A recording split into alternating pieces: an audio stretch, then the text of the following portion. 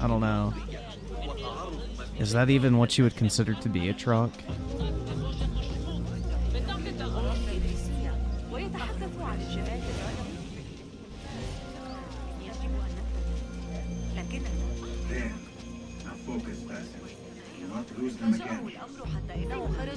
Oh, do you guys like my drip? Look at this. Very Middle Eastern. I know, but I'm like the Muslim Boba Fett right now. Why is Diablo 4 coming to Steam? Because Battle.net is not providing enough sales anymore. So, basically what happened is the game released on Battle.net, sold to as many people as Activision thinks it's going to sell to, so now they're going to bring it to Steam and capitalize off that player base as well. So, initially, you know, they get 100% of all the sales of the game on PC through Battle.net, and then once people kind of like die off in terms of interest, you know, they make it available on other launchers to pick up more sales long term. So they get the bulk of the initial sales, which is where the big money is, and they get to keep all that revenue. But then as the game ages, they put it on a different platform, essentially, to get more sales. They just don't get to keep as much of the revenue share. So it's pretty smart.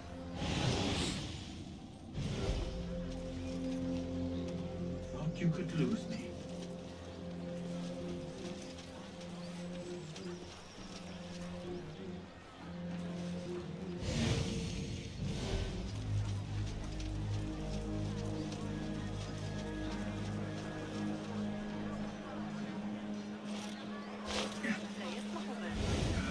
Why is he not staying highlighted, man? It's irritating.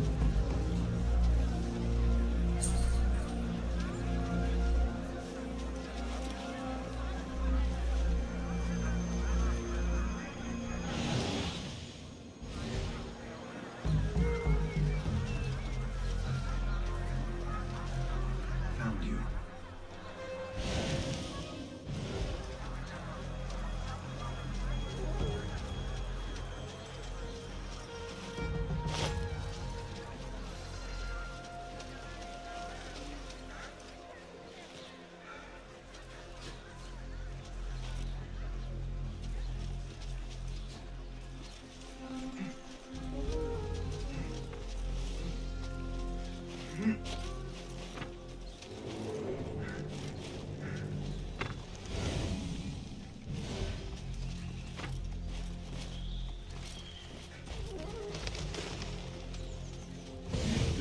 Always warned me I would be dragged to the Shota.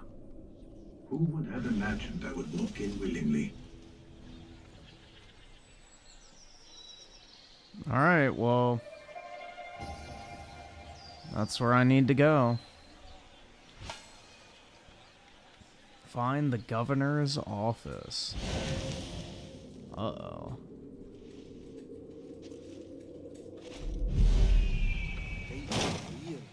Burn off half my toes. Set my boot alight from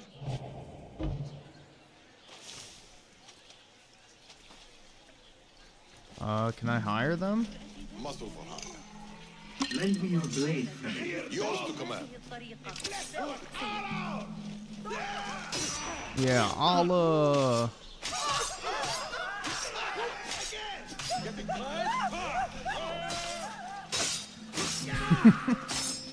Bruh. Holla for Allah.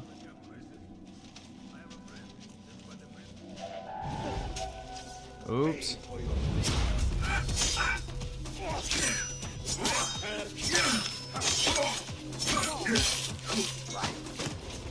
Whoops. Well, there goes the stealth. Alright, he's got a key. Alright.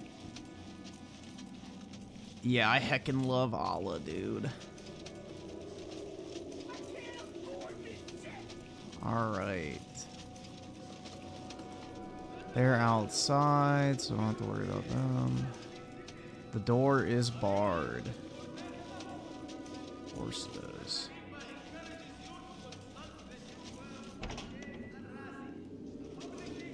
Poverty was my only crime. Free me of this pain, please.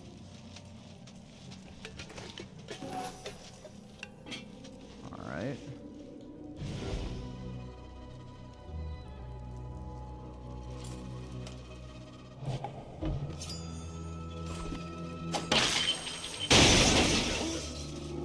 Mad in the streets today. It's not Abu Abdallah's thugs sowing chaos. The damn rebels. This is all we can do to keep quiet. Rebel scum. The governor has a plan. You will see us through this storm. You are with me.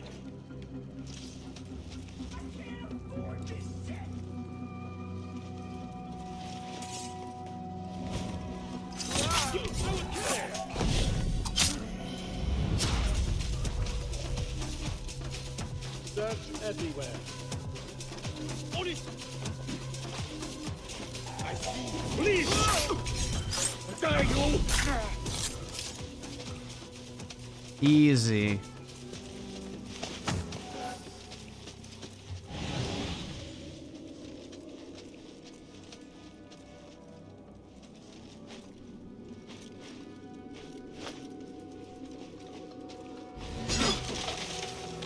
Hold on! Hey, what? Die now!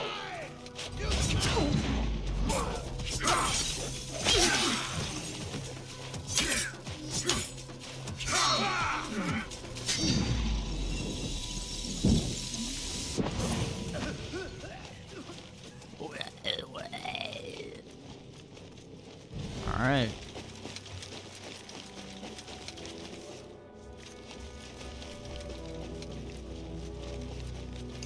Alhamdulillah. في أمان الله يا صديقي. Save me! I cannot bear this any longer.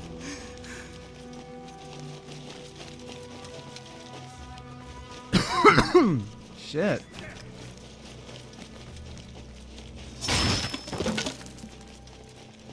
All right, so where's the governor's office? Up there. Okay. Nope.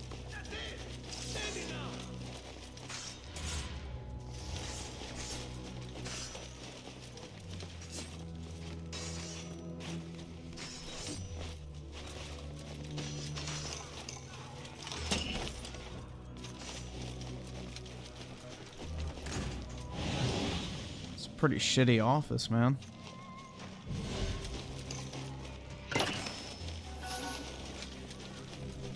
Muhammad ibn Tahir's office at last. The Tahirs agreed to withdraw their protection from Alamut. So let's see. Delta Goal with the 2. Halo Infinite Season 5 looks great. So this is my issue with Halo now. It's like the new like updates and everything are good. It's just like it's like almost too little too late at this point, which is unfortunate.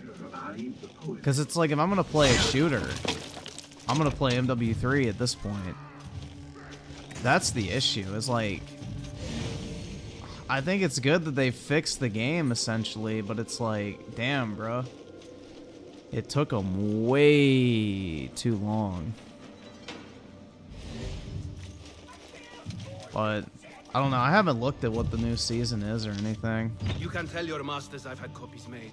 Shred that page, slit my throat. Delta Gold. Our bargains. Oh no, I read that. We're good. DJ Aftershock with a 5. Griffin, did you see those Palestinians supporting Hamas in Toronto and NYC chanting Allah Akbar? It may be time for deportation if it keeps going on. Yeah, it's pretty wild. I heard London is like a fucking war zone right now. Like, people are burning shit like crazy over in the UK. So, we don't have it anywhere fucking near as bad as like the European cities do. Because they've been for, what, the past decade just mass importing a lot of these like Muslim immigrants to try and pad their decreasing population numbers. And London is like basically in fucking flames in certain regions because of the massive Muslim population. So it's pretty insane. What does he have to do with anything? His ambition would The have Grizz torn with the the 5, you Khalifa getting the apart. collector's edition for Space Marine 2? I got 3. They gave me You're assurance broke. he'd threaten us I didn't even know there was a So, collector's Dragon edition. Box, you lose the wolf. Where is it available? I didn't even know there was one, to be honest. History will judge you for this. History can hang me for it. I'll leave this world knowing that there is courage in compromise. There is also cowardice. Oh, he's angry. How old are you? 20? I was about your age when I came to this city. Righteous beyond reproach. What happened? I grew up. If you really wish to spare Alamut, turn that blade on your enemies.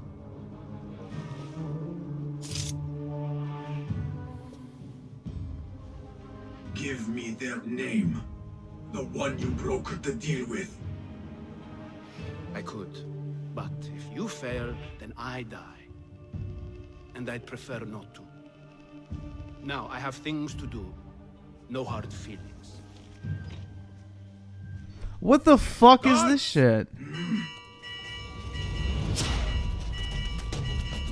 I wasted all that time to fucking break in and I don't even kill him?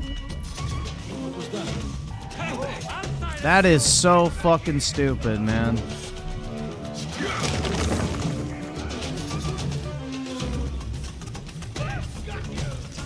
A scripted running sequence.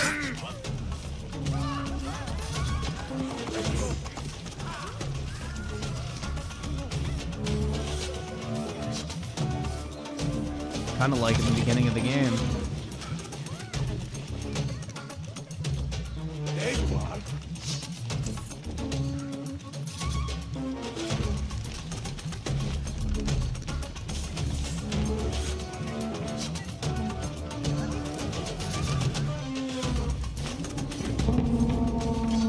Oh, where's that guy?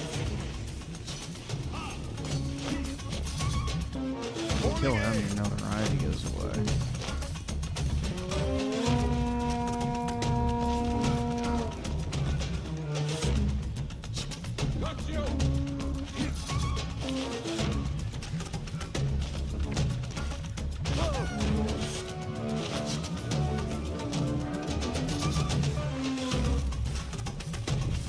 Dude, there are guards everywhere. Jesus.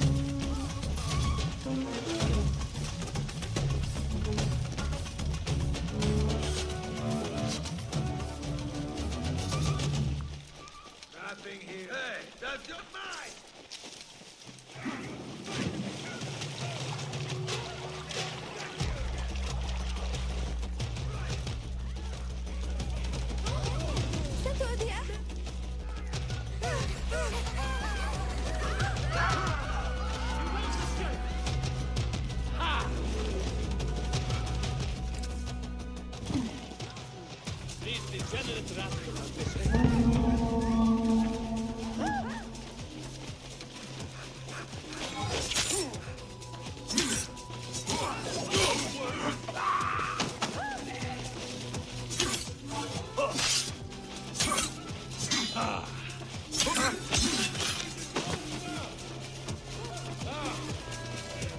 This is the guy I was looking for. They really did perfect like this.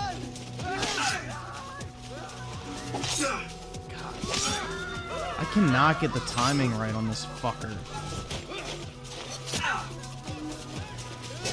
There we go. Shit.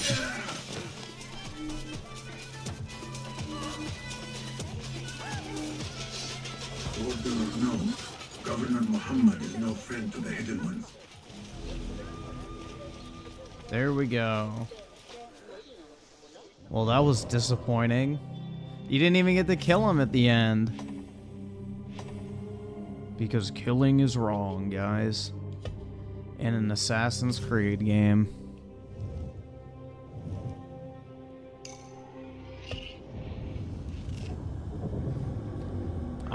President HMV with the Space Marine 2 Collector's Edition can be found on the Focus Entertainment website. I believe there's a link to it. Okay, I'll check it out, man.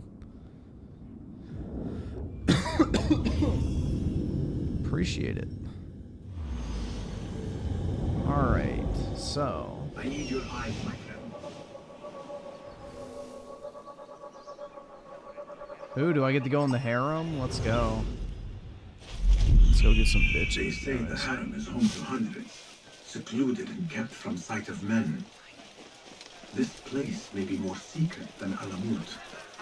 They say no man may enter the harem unless he is a eunuch, or the Khalifa himself. I am neither, so this could be interesting. Do not even think about it. Keep walking. That was friendly. I will have to find another way in. Oh, this is when you need the other disguise.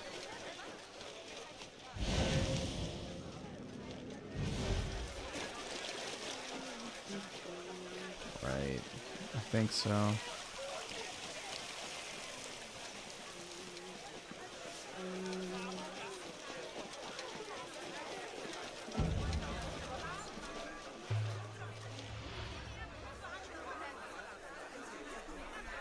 Her influence wanes.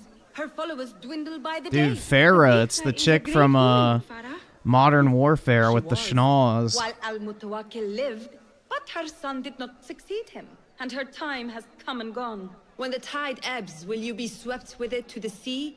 I do not like to get involved in politics, Nasreen. Please. We know what you are. Enough! The new eunuchs will be arriving any minute. Meet them at the gate, Makira, and try not to make a mess The of new it. eunuchs. What Come, are we in Nasreen. Imperial China? New servants mean new faces in the harem. If I had a eunuch's uniform, I could slip in among them. China. Alright, let's go beat up a fucking eunuch. They already don't have balls, so let's take away their dignity. Let us get a wider view.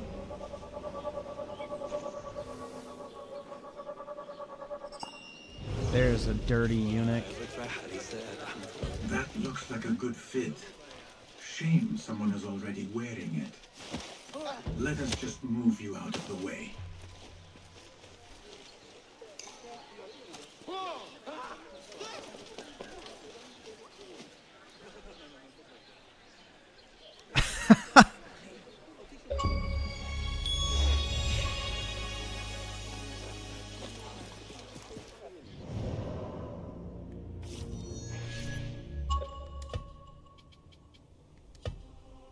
Alright, guys, I officially lost my A bit fucking tight balls. across the chest and gut.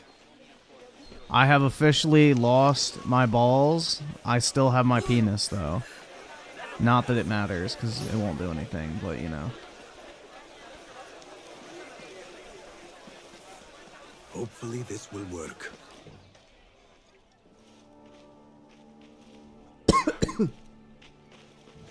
Tamahel, do I know you? I doubt you would. This is my first day. Yeah, it's my first day. Makira! Assalamu alaikum! You know him, Makira? What? You have forgotten me already. Oh my god. No, I'm sorry. It has been a long... That is all right, fair one. My face is quite forgettable. Unlike your own. Ooh. Farah is expecting me. Between us, she terrifies me. Please do not make me late for her. Let him in, Abbas. Dumb bitch. It's always the women, bro. Barakallahu fiki, Sayyidati.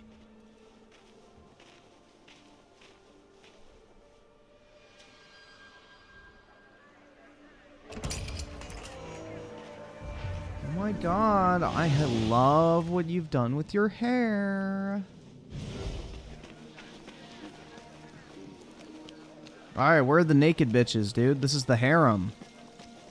Where the hoes at? Sir, are you lost?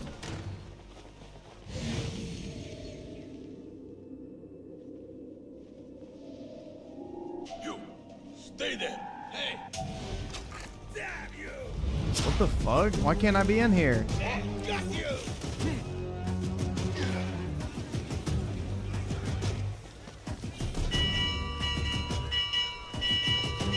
What the fuck?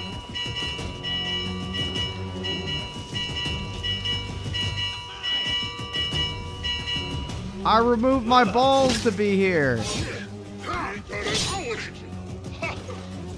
What the fuck?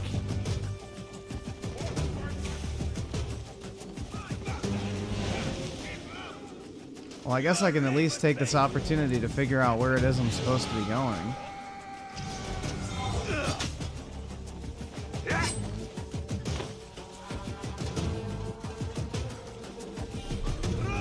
Get out of conflict. Bro, what the fuck is this shit? Alright, I'm just gonna let him kill me. I can't even open a fucking door. That's how scripted this bullshit is.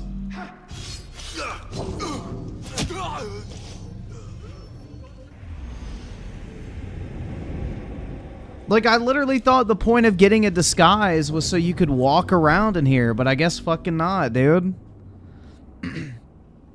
Whether you got a pair of balls or not, you're not allowed to be here. Like, the fuck?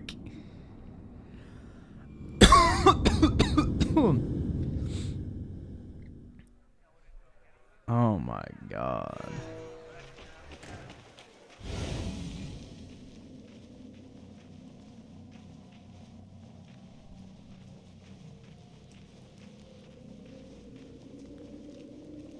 There's the bitches. They ugly.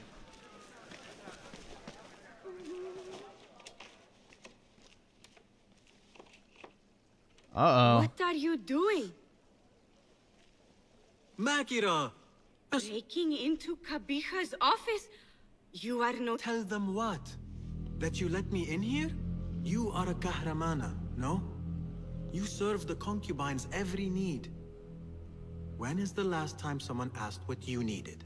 Someone who would not judge. Someone you could forget was ever here. There must be something you need, Makira. Or want. There is something. Abbas at the gate. He has eyes for Farah. Bruh. He doesn't look at me. But Farah uses a paint to make her eyes bigger. And if I could have some, I think he might... Say no more. The storage room, but no one is allowed... Farah has a She has Nasreen carry it.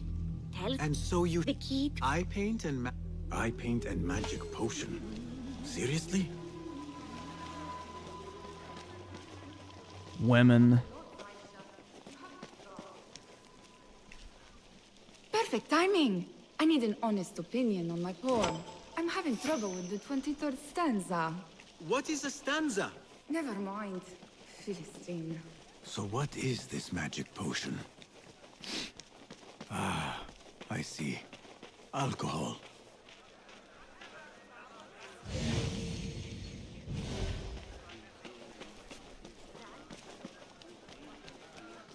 Booze.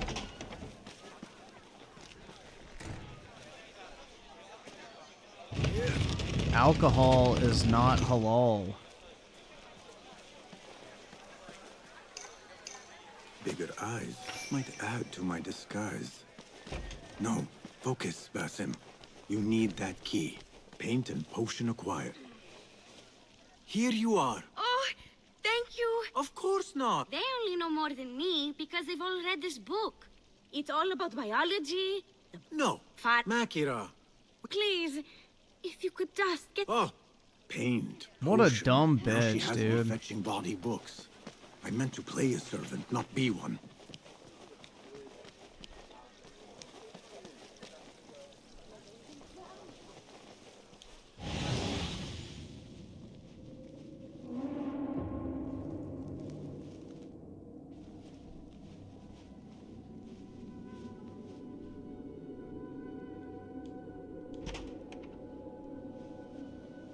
Sir, are you lost?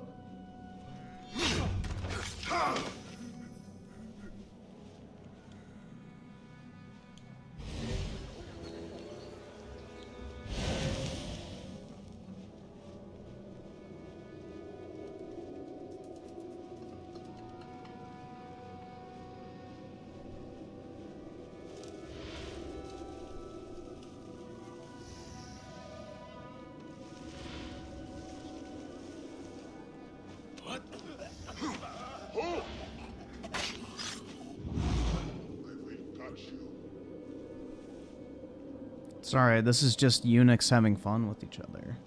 What?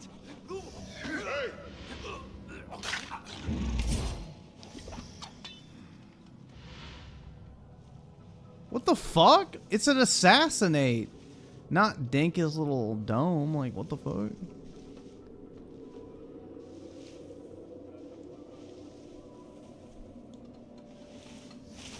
Who? Trouble about. Feel it. Come here, you dumb fuck.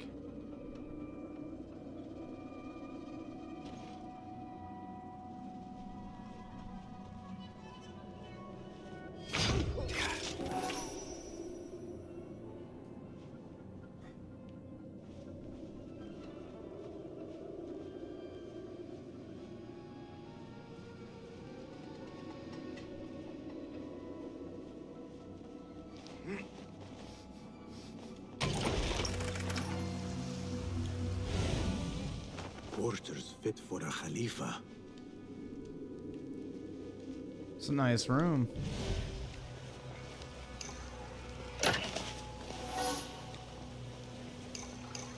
The garden and its mysteries. Not much spice to the title. I guess that was the idea.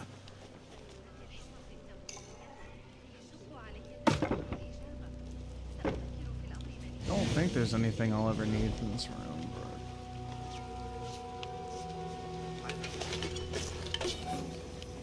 Alright.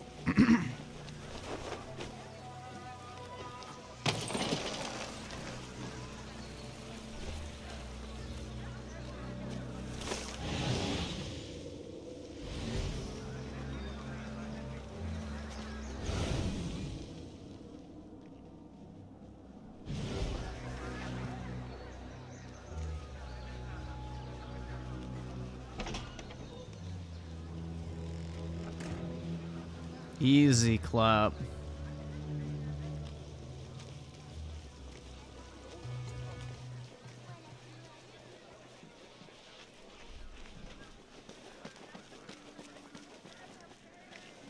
Bring the book back. I mean, she's literally right there. Why don't I just give it to her? Why do I have to go to her room? Abu Abdullah's ambition knows no bounds. Farah, we cannot still believe you will take the throne. Have you met his mother? لقد صارت الأمور أبسط.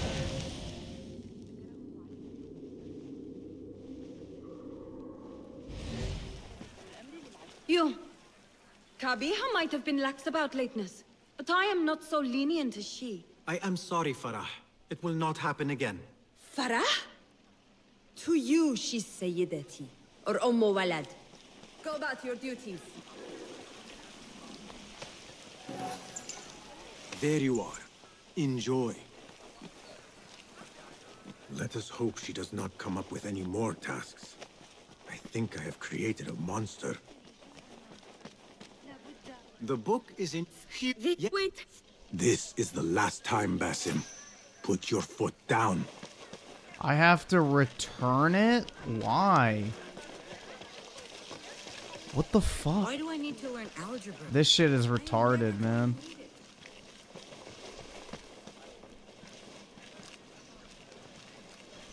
Back where you belong. The potion is put back. All is right in the world. Now I will get that key from Makira if I have to pry it from her hands. It is done. You give me... Oh! You do not have it. You... Not... Finally. Are you now fucking find shit? my Okay. answers.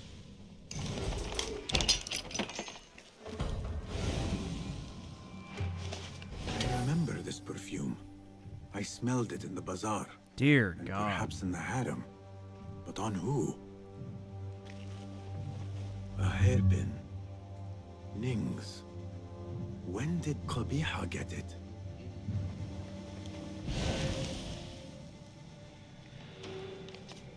A signed book of Harib's poems.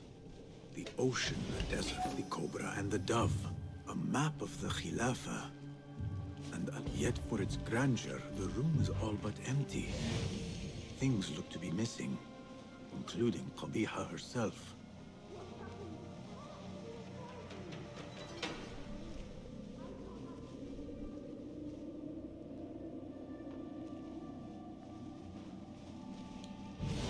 Leave the harem. What is this? What did you give her? She always drank from it. She asked me to give it to her. It's harmless. You call this harmless, Nasreen? Oh, You should God. go. Now, give me the key. What happened to her? Me. You really shouldn't have left me alone with that flask. I'll search the rooms. I did nothing. What did you do? Relax. No one is looking at us. They will be far too busy with the book they find in Nasreen's room. Nasreen's room. The garden and its mystery. Oh, shit, dude. Nothing body. Just Who the study cares? of native herbs. Their properties medicinal, poisonous, cosmetic. Belladonna. Deadly nightshade. It does make the eyes look lovely in small doses. Shame I had to waste it all on her. What? You saw them? Farah and Nasreen, dripping poison in everyone's ear. Is she literally screaming about how she just poisoned someone? One dead, the other disgraced. No one will hear. Yes, Ya'la. Loyal. Her office is empty. She has abandoned you, Makira. She will return from the palace. You really should. It makes no difference. You, nice uniform, but...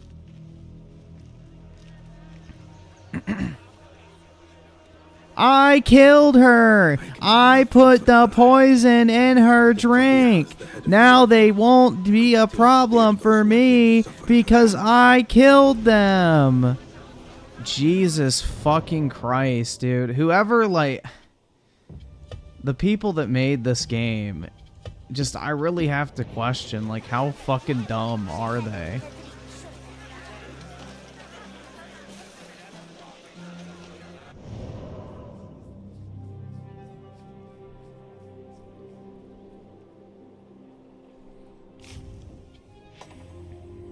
Alright.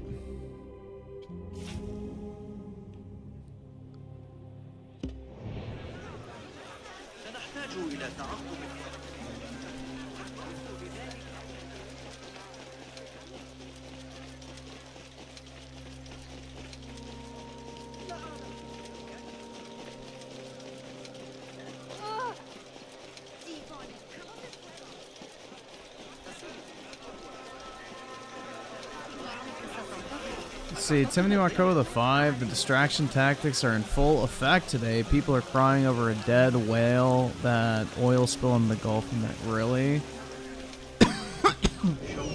Yeah, I don't know, man. Shit's wild. We got a lot of distractions going on. Makes you wonder what's actually going on, like, behind the closed doors and shit right now, because you don't have mass distractions like this and waste them. So I'm sure our wonderful government will try to push something through that nobody would actually fucking support, but nobody will know what's happening because everyone's focused on other shit. That's how it usually goes in times like this.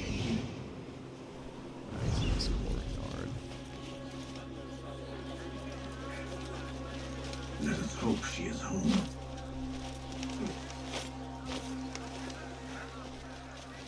You will not bar me from my guest.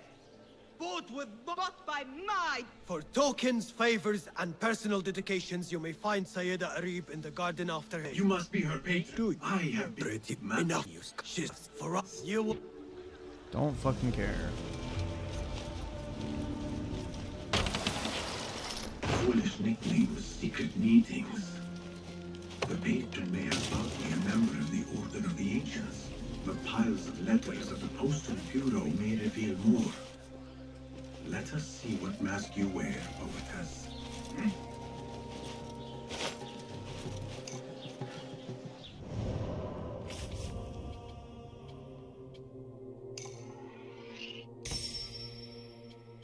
So I need 3.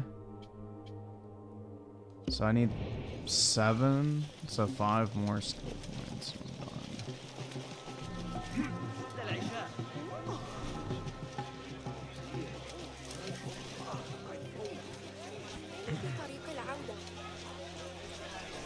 See, now when I crouch, it'll automatically highlight enemies for me, which is actually pretty useful. The Postal Bureau. I will do as the Huyun do. Sift through strangers' mail and sniff out conspiracies.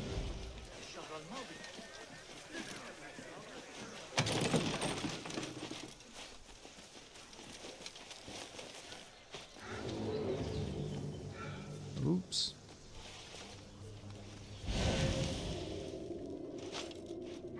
Oh my god, bro. Go in the fucking window. Jesus. Okay, I don't know why they made a chain.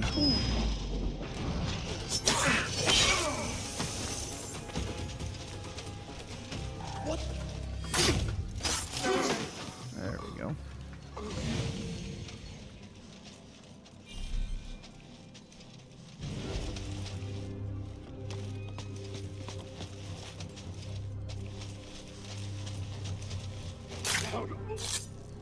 Go in peace. Go in peace.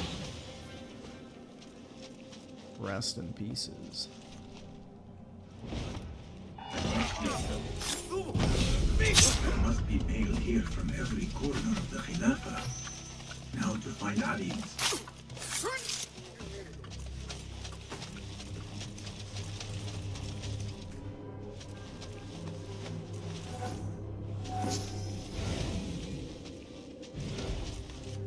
Dearest Ali, your poetry, after the honey drips from her lips, as Thalab leaves the garden and follows the mouse.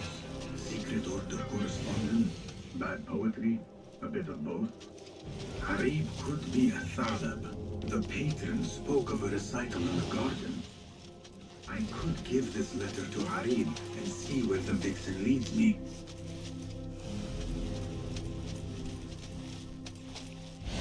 Alright, nobody out this way. I will go to the garden, give Athala her letter, and follow where she goes.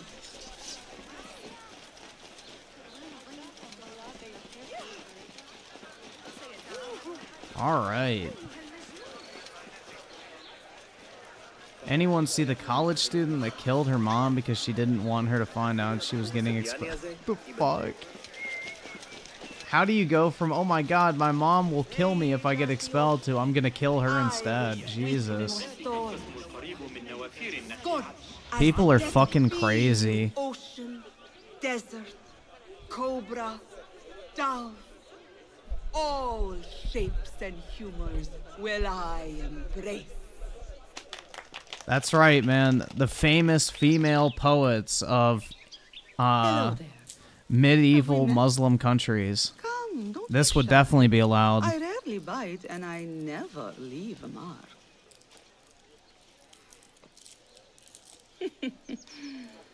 It seems there's no privacy in the public eye.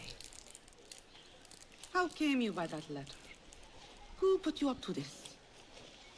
I work in the dark. Ah, yes, the famous Islamic poets of the I've met female men who gender. serve the light. It seems its glare oft leaves them blind. Are your masters so blinkered and bumbling? You were warned, you son of a dog. Come a reap. Have you seen that shit where it's like the dipshit senator or congresswoman that has a pride flag and a Palestine flag outside of her office? Like, how fucking stupid do you have to be? Do you know what the Palestinians would do to a gay person? They'd fucking stone I them. have written myself into history. You are banished from my pages. Now be gone. How can I leave you to wars such as these? You're a woman alone, unarmed. Words are weapons enough for me. Then let us see what defense they offer. Take her. There is somewhere the Sayyida needs to be, and you are delaying her. It seems that words can summon shields. Simp. We will need to make this quick.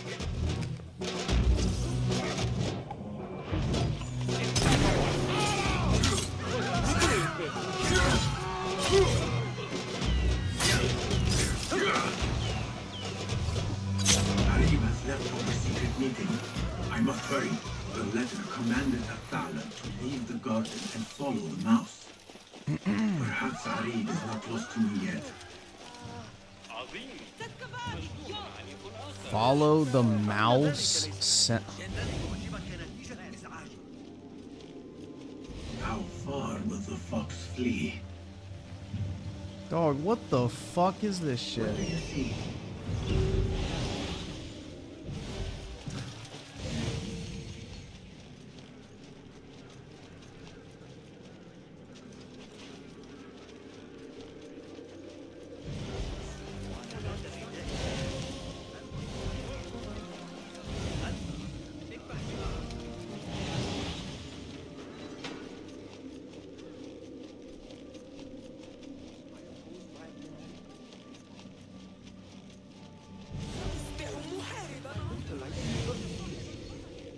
Got that one on the thigh from Talal's backswing.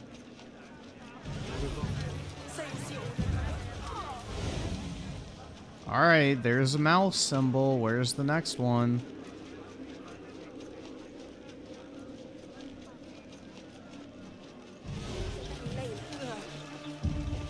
Hey! Another crumb to follow. I am growing tired of this chase.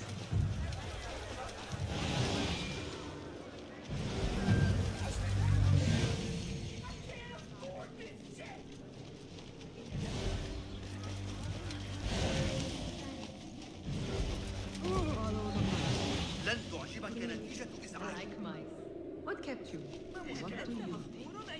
Not again. You should bring him before the Madalim. 2023 Perfect Dark of the 5. It's a whale that no one's heard of nor knew existed until just recently. Now experts say it's endangered. If it's naturally endangered, then who cares? Exactly. I write that love is feral. 100%, man. Nobody's life is changing if a fucking whale disappears that no one knew existed in the first place. Practice makes perfect. And Mech Lord with the 2, Phil was spotted with Fat Chick in car recently. Yeah, that's his wife, man. Caliphs, patrons, My wife. So many men have tried to decide my enemies. And friends. Though Allah knows I once chose poorly. He hid himself well. And the poet needs patrons. Even one so great as Alpala. Well, I have my pick. Good. There's troubled times ahead.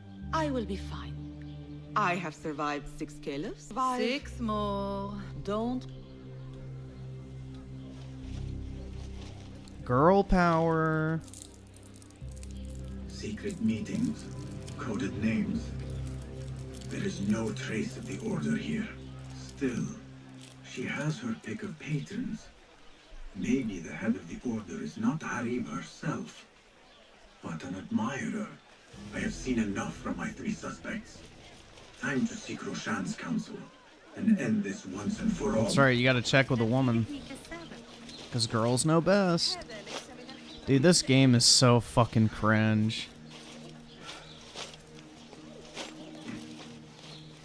Dude, that's the thing, is these women wouldn't have had any rights. They wouldn't have been allowed to fucking practice poetry. And they sure as shit wouldn't be allowed to walk around the city by themselves, not covered up. It's just fucking hilarious, man. Ubisoft is like trying to rewrite history to make it seem like it was more diverse and, you know, equal.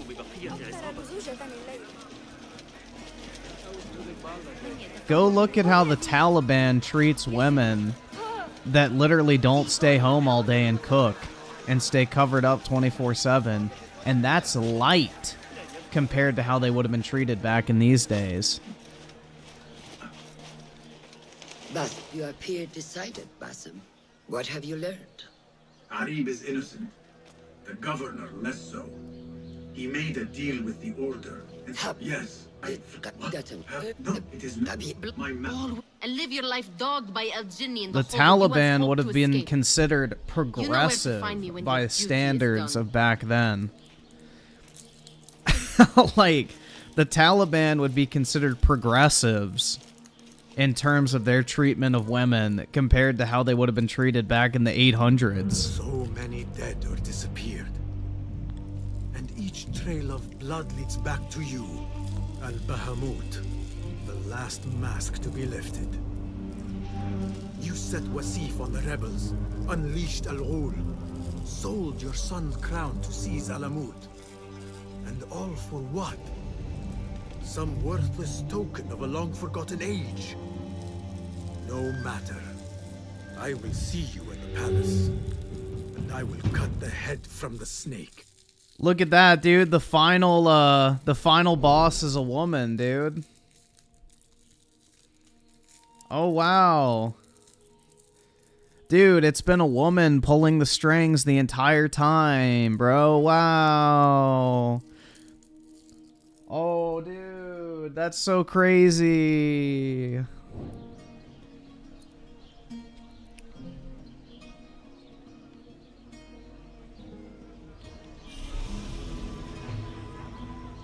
Dude, this shit's so cheesy.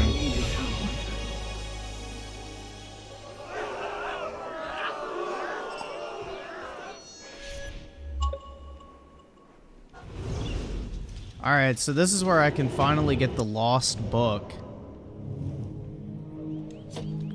for that final achievement. Ooh, I'm a massa.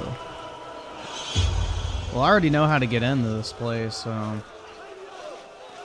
this is gonna be easy. You just go around the side. Because I already climbed up there looking for the book previously. Come to find out that you literally can't fucking interact with anything in there. Because, you know, open world gameplay design that doesn't allow you to explore. You need story progression to open the door.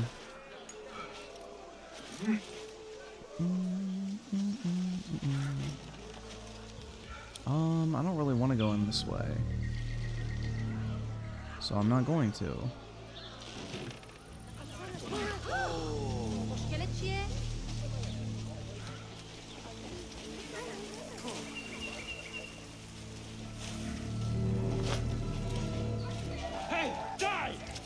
Whatever, you fucking retards.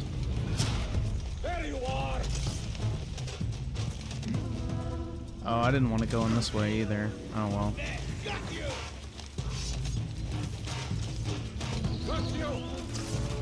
Palace of the Flute Dome. Oh, you know what? I'm just gonna let myself die real quick. I forgot. Because I actually did explore earlier. Here, I'm gonna just die real quick. Come on, kill me. I forgot I could fucking do this shit. Hold on. This is gonna be too easy, man. This shit's gonna be way too fucking easy. Alright, sick. Tarnished with the 5. Griff, why hasn't anyone copied CS skin economy? I feel like it'd be great in other games. I think people have tried. Like, Diablo tried with the, Diablo 3 real money shop, but it's very hard to balance economies like that. So I'm not entirely sure, man. It's the perfect use case for NFTs as well. I think Ubisoft tried to do it with Ghost Recon, though, right? And people got pissed. Let's see. Timothy Marco with the 5. I saw someone say in the U.S. government should weaponize the Endangered Species Act against oil companies, restrict their operations. Yeah, that's exactly what we need. Higher oil prices. Yep. Oh, fuck, dude. I should have known it's a Ubisoft game. You can't actually fucking have fun. Shit. I was just gonna fast travel to the top. Because I've already been in there before. But no such luck.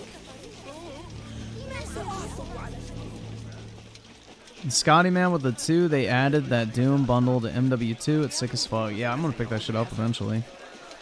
Once I'm done with this game, I'll probably buy that.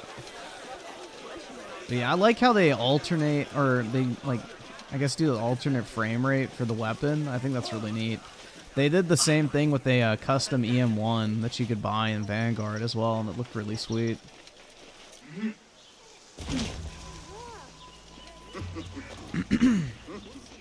can go in from over here, I'm pretty sure.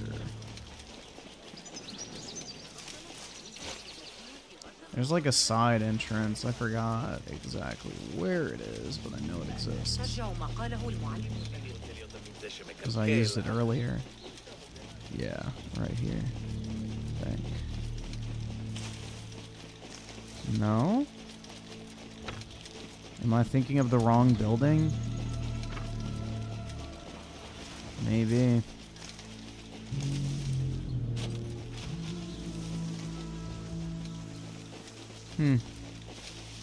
Bro, why did it do that? What made it think I want to fucking jump over to the side? Is there a shop around here?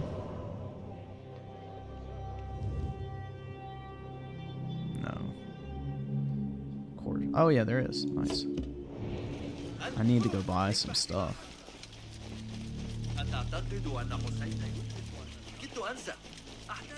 Damn, I can't remember where the spot is that I went in. Oh, it was right here. Okay. Yeah, this is exactly where I got in last time. You can jump across. Alright. Because you know how Ubisoft game design works, where they want you to go in is where they're going to focus the NPCs, and then you can just go in a different spot and be less guarded. What's this shit? What does this fucking tard want?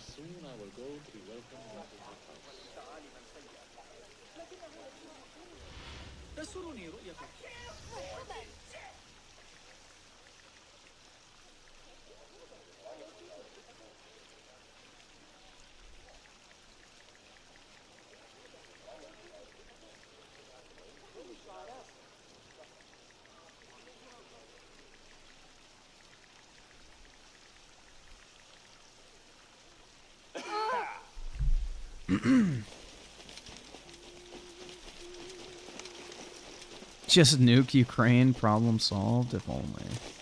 Hello. What? Oh, now I can buy more of these now that I don't fucking need them. That's lovely. Fuck this game. Can I be your foot? Be well. King Samuel the 2 TF2 has a hat economy. I have 2 god tier hats. Well, yeah, that's just Valve again, though. That's the thing, is like, he was talking about more so of like a different game, I guess, company. But yeah, Valve does it with all of their games. They tried to do it with that card game they made, too. I forgot what it was called, but Dota also has the item shop. What was that card game that Valve made that, like, flopped? Y'all remember that? What was that shit called, man? They tried to do like an online card game that was like a competitor to Hearthstone. Which I think Hearthstone's dead now, but I'm not entirely sure on that. Artifact, yeah. Dude, I had a friend who was like, he was in the top 500 players of Hearthstone when it came out. Like, he was fucking insane at that game. And he had, like, pro fucking offers and shit like that. So I think he got paid to play it for a while. I don't know if he kept up with it or not, but he used to have, like, a large following on Twitch playing Hearthstone. Like, semi-professionally. Because he was, like, ranked top 500. It's pretty weird. Like, I don't know. Just kind of came out of nowhere. He just picked it up and played it casually. He's like, yeah, I'm like top 500. And we're like, are you fucking shit? And then, yeah. So he started like streaming it and stuff. And started making money from it. But yeah. Just kind of one of those weird, random kind of examples of somebody just being really fucking good at a game and not realizing, oh yeah, I can make money doing this shit.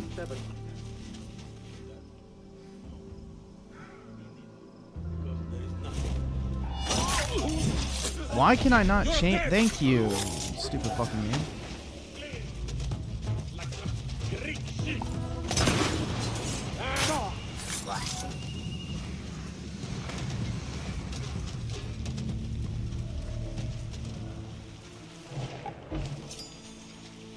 Didn't really want to use a smoke grenade, but the die has been cast.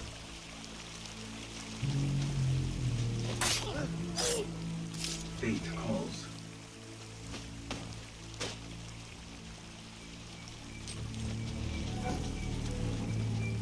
Mia Khalifa got fired for applauding the Palestine attacks. Good. I hope she goes broke, dude. She's a fucking dumb bitch. She's just one of those people that you're always wishing for her downfall, because she's just a fucking cunt. Like, she is such an entitled cunt, bro. Let's reconsider the approach.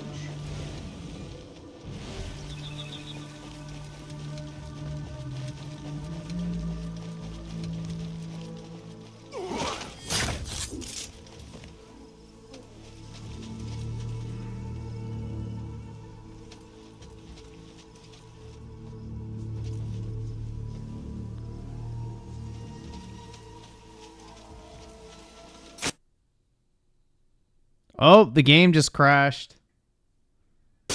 Oh, no. My controller just started spazzing the fuck out for a second.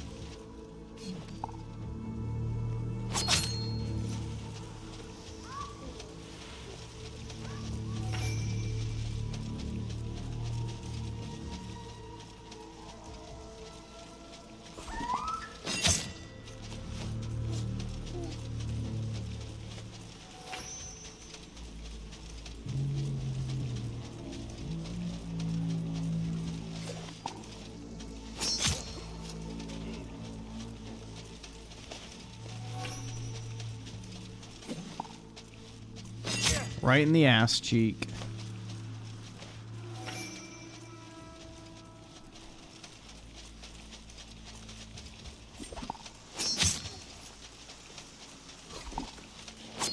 Hey! I'm going to squash you!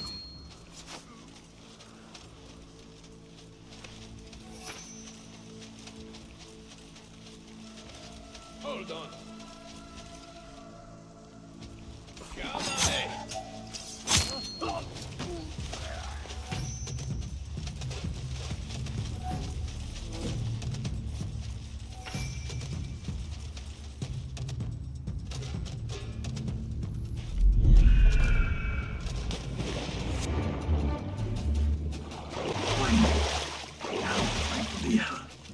And save Alamut. Well, well, if it is not a familiar face.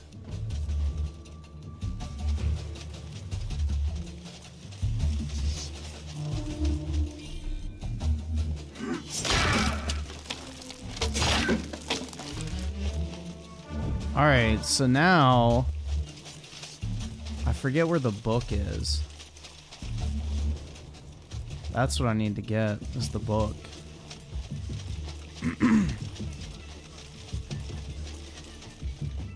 That's what I'm more worried about right now.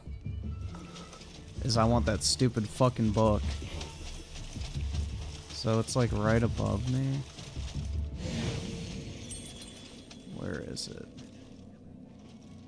Is it still above me? No, it's over here. Door barred.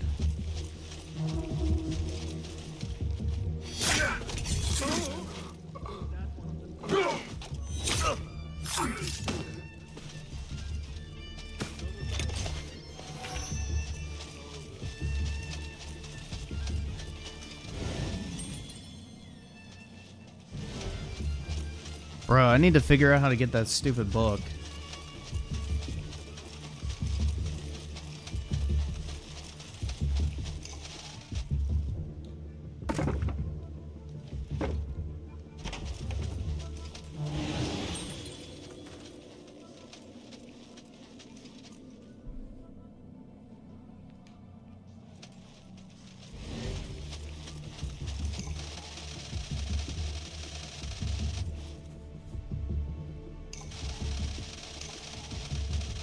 Oh, it's glitched.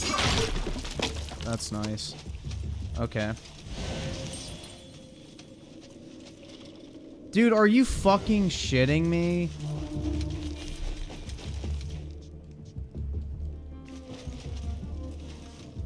I can't open it. Bro, my game's glitched. My game is fucking glitched, bro. I can't open doors. What the fuck?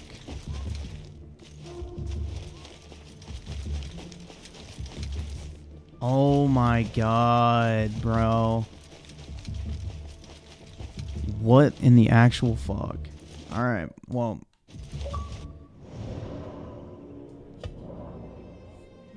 Dude, I wish I could wage quit. Load.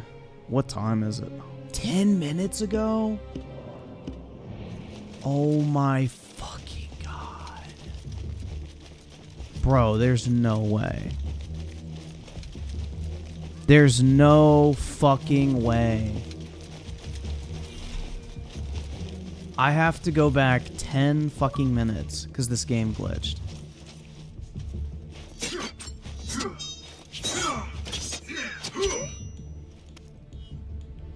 Yeah, I can't even use... Oh, no, I can use Evil Vision. I was going to see if there's a guard I can maybe get to come open the door, but I don't think there's any around. Nope. Yeah, this game is fucking trash, dude. Absolute goy slop gaming. Well...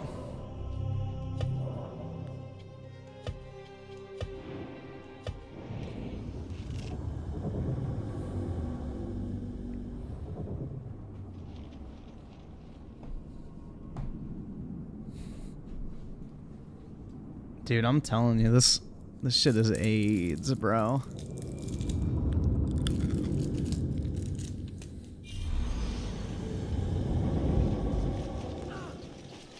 Yep. All the way at the fucking start. Hey! Hey, stand back. Jesus Christ, man.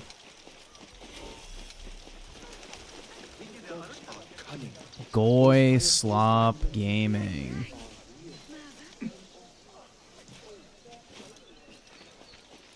Game breaking bugs, man. Love it.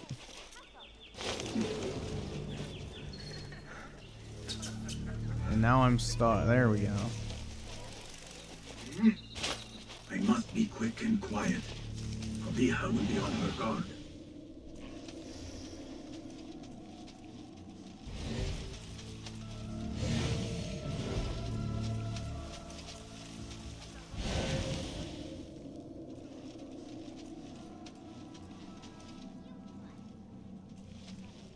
What the?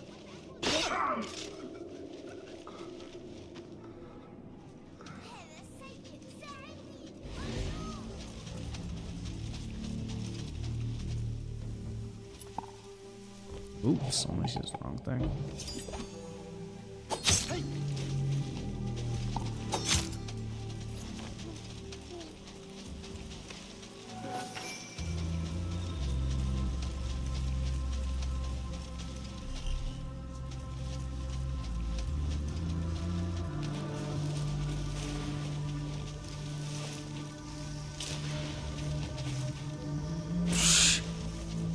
Are you fucking shitting me?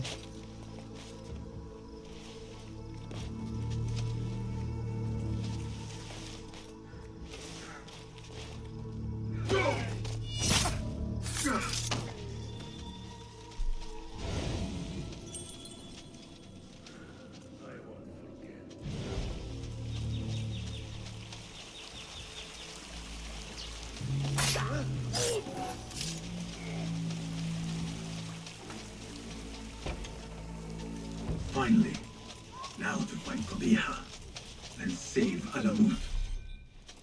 This is the room I was in last time. Okay.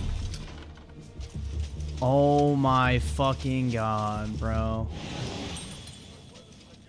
I forgot it's barred on the other side.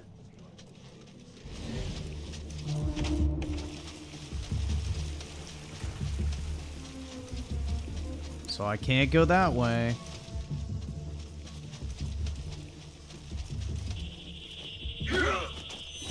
Dude, this game is just unnecessary fucking obstacle after unnecessary obstacle. It's getting beyond repetitive at this point.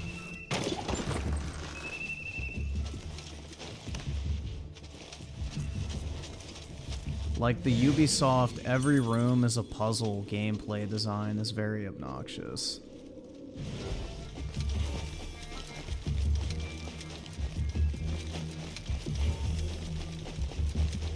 Oh, where's the key? I just saw that icon flash. Oh, below me.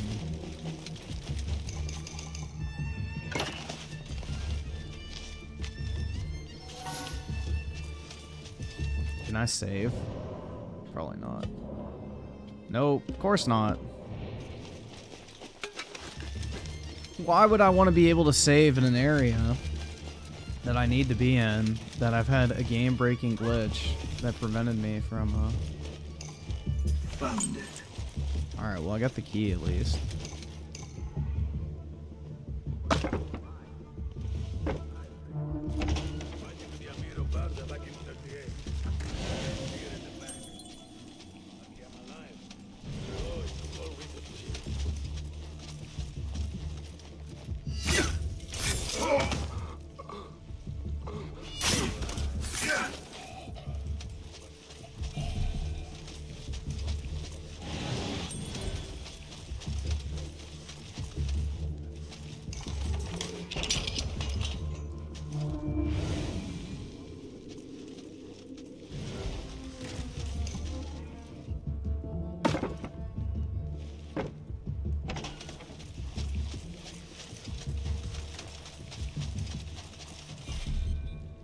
Find the key. I thought that's what I literally just got.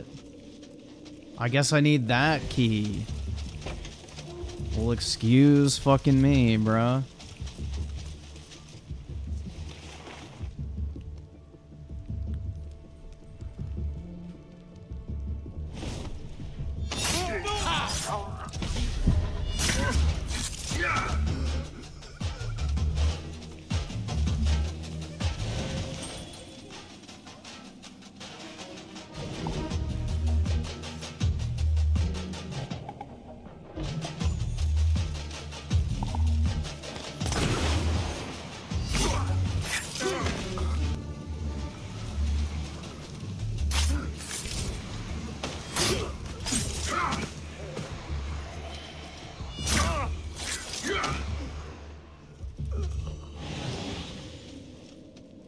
Alright.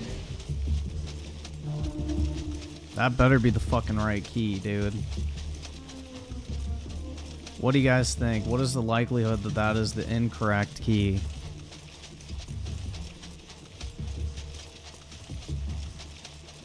You Guess we'll find out. Oh, actually, there's an ammo chest back here. Let me grab another one of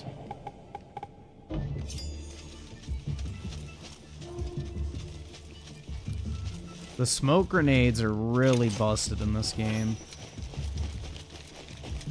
They heal you, make people forget you were ever there, and also allow you to assassinate people that literally know you're there. Oh my fucking god, bro.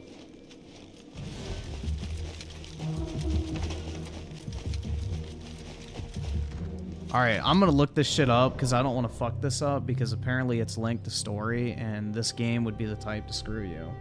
So, AC Mirage Green Dome book. Let's see what it says.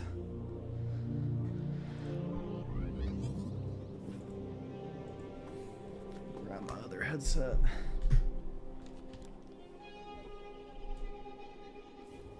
This shit's obnoxious.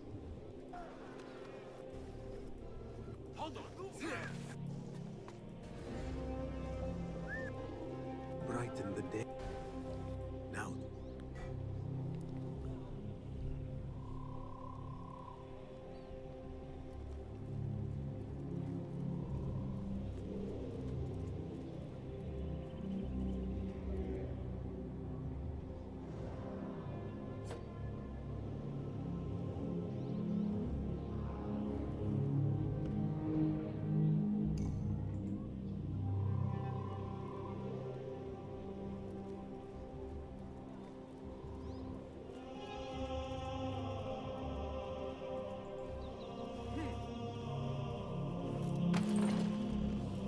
Finally. Now.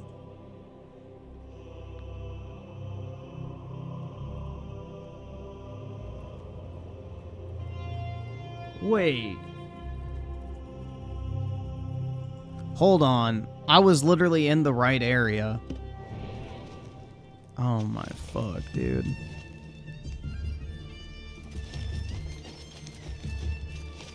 Alright. So, I need to go back out this way. Out here. Where was that thing I like jumped around this?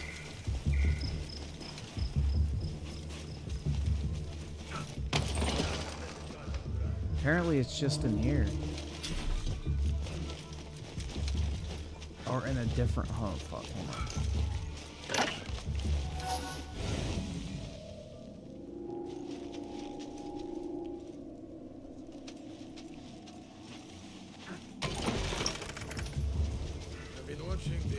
It's in one of these kind of like swing around zones. Hold on.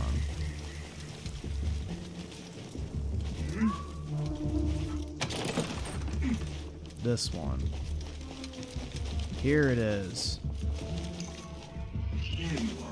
Got it. Alright, man. There we go.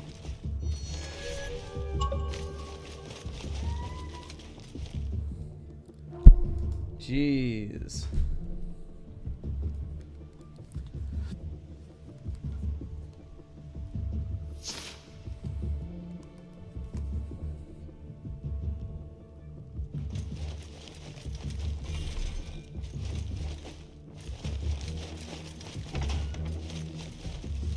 Hooray, I'm done. So now I can just do the story.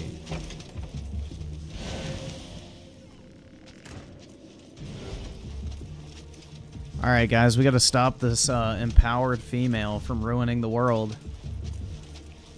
Maybe Ubisoft isn't entirely woke. They might be a little based. Volumes by Harim. Qabiha's blue, black, white, and yellow tomes.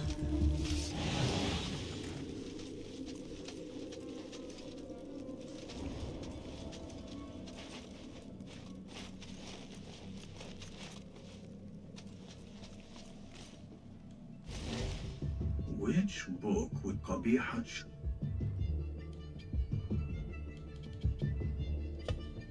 What was it Arib recited?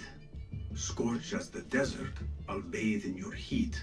Strike as the cobra, but plunge in my breast. Soar as the dove, but a light in my nest.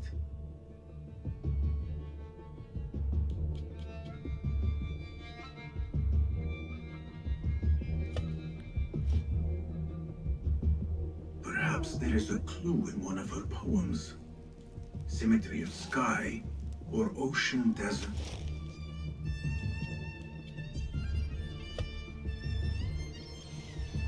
Black don't crack? Perhaps there is a clue in one of her poems. Symmetry of sky or ocean desert cobra dove. Oh, shit. A puzzle? Nika, you.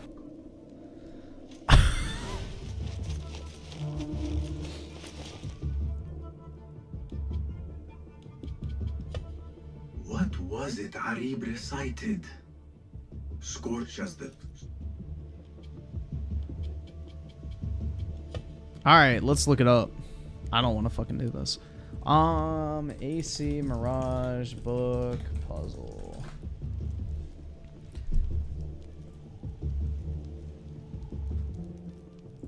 Whatever, I don't fucking care. So the first book closest to the stairs should be the blue book. Yellow, black, then white. Sweet.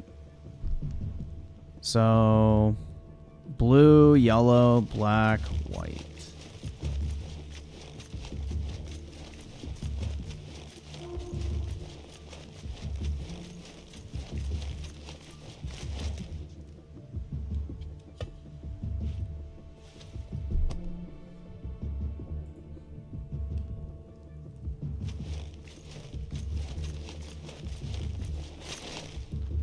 Timothy Marcotte, the 2, your Xbox couldn't handle a strong female villain? That's right, man.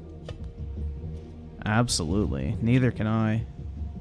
It's important as men we learn to accept that women can be badasses too. And King Samuel with the 2, got a job interview in 2 days back on my old plan. Nice, dude. Hope it goes well. Hopefully it works out. And Will with the 2, nice spacesuit. Thanks, man. It's actually one of the first civilization suits, so technically it's not a spacesuit, though.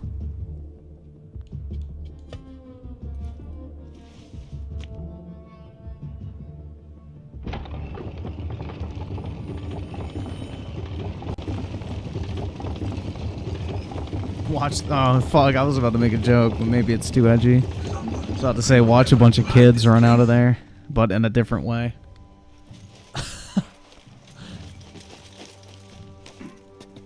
There was going to be more to it than that, but yeah. I mean, this does make sense, man. They're essentially like the Illuminati, so they probably do have a bunch of child sex trafficking. Oh no, she's running. Yeah, this is how they smuggle in the kids. So many years spent searching, combing ancient tomes and tools, tracing forgotten histories. Girl power. Snatching at rumor and at myth. Yeah, let me see that snatch. When all I needed to do was wait. For you. Oh my god, are you shitting me? She's talking and he couldn't hear her coming. Our prodigal scion has arrived. Yet he knows not what he is. Have you not wondered at your nature? You, who see more, who know more. Even my son knew to ask what you were. When he saw your hand touch and wake the ancient's gift. What am I? Something more than man. Enough riddles. Speak plainly. Why speak what can be shown? Come with me to Alamut. Oh my Beneath its god. influence lies all the knowledge that you are heir to. Your so-called brothers would sooner die than see you claim it. But take heart, Basim. We will prepare the way. And set you free. No! Women. What poison have you lapped at your lips? What poison have you lapped Said at I your was something lips? more than man. What did she mean, Roshan? What lies beneath the temple? That is forbidden ground. There is nothing for you there. I told am a you of the woman. nightmares. The Jinni. You called it weakness. Told me to mend it. I tried and tried, but you hid the way. You let me struggle alone. Not alone. You are not the first to walk the shadows broken, Basim. Holy fuck, Stitch your dude. This is so shattered corny. into a hole. Pour your pain into the Brotherhood. Into the Brotherhood. Rid yourself of the poison she dripped, and come home to us. No more than a man. Purge yourself of the fucking poison, as in cigarettes, you dumb whore. Or is it too little for you? What if it is? Follow the path she laid out for you, and I will kill you myself.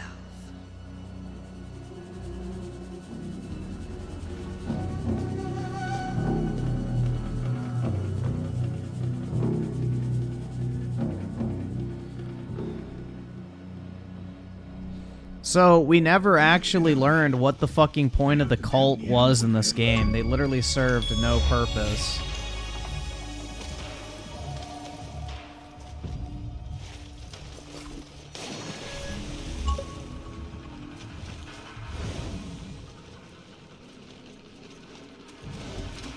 Garth! Garth!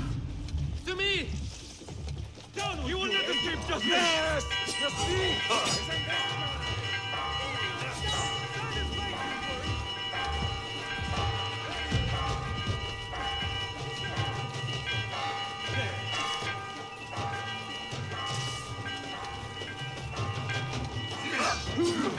I got you!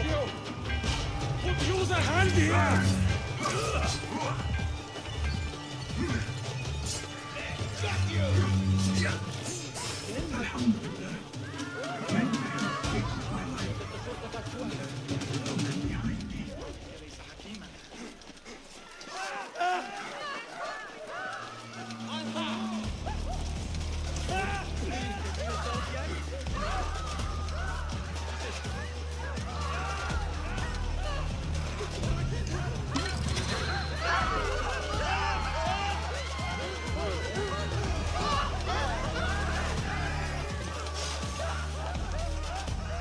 Jump! Holy shit, man. Jump! What the fuck is this retard? God. This mouth fucking breathing mongoloid.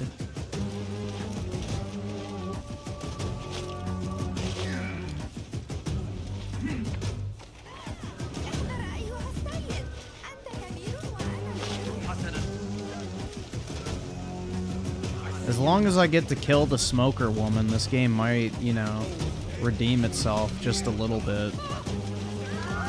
But I doubt you're going to be able to, because, you know, you didn't even get to kill the leader of the cult, because, you know, woman.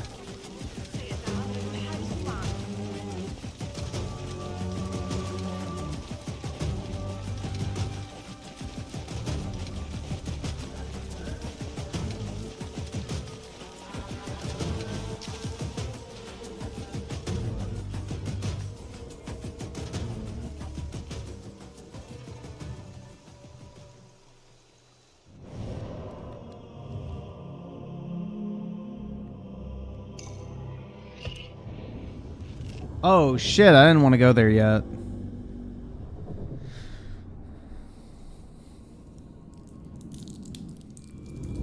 The earth has shifted beneath my feet. I need to get back to firmer ground. I need home. I need Nihal. He needs that. Familiar foliage, let's say. Where the fuck is the book guy? I forget where he is. Oh, wait, I think he is over here, right?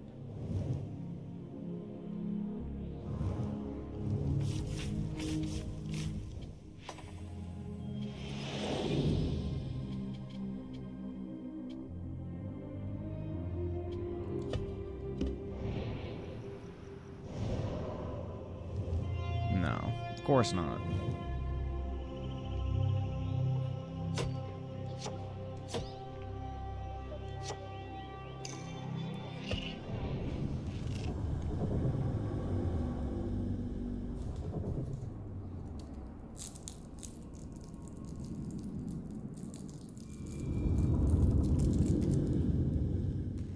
In his time of need, after being betrayed by another woman in his life, he needs the comfort of a woman as well.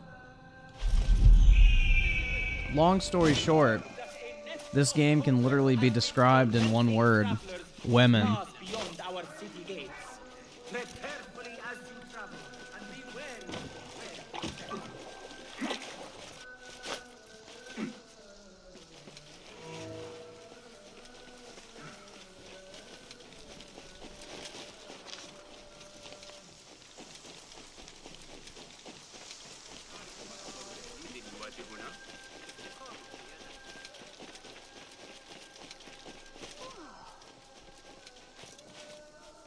Alright, go in the window.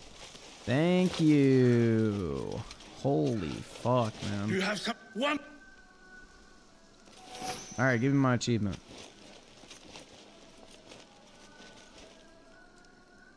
Do you have something for? Not as yet. Did my achievement glitch?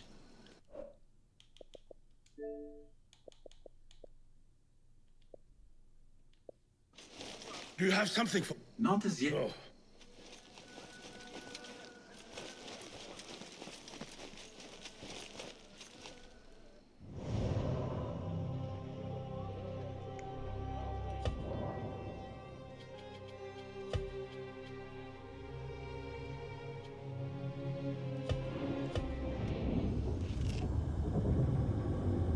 Yeah, I got them all because I already got the achievement for collecting everything.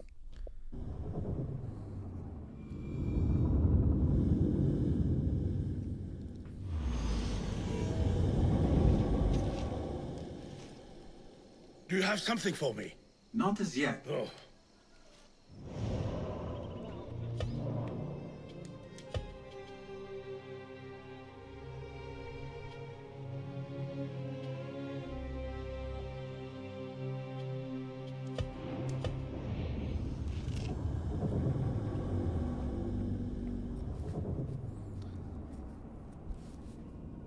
Yeah, I think the game glitched. The earth has shifted beneath my feet. Alright, so, let's see. So, lost books. 1 out of 1 for the wilderness. Lost books for Harbia. 2 out of 2. Lost books. So that's 4 for that area. Lost books 5 and the... Bro, where's the 7th? What the fuck? Hold on. So 1, 2, 3, 4, 5, 6. Why is there only 6? Hold on. Bro, what the fuck? This shit better not be fucking with me. AC Mirage Lost Book Locations. Oh my god.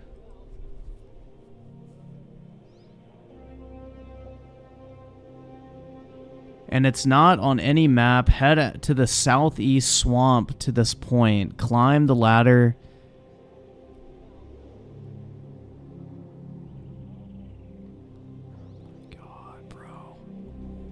Why the fuck would it not be on the map?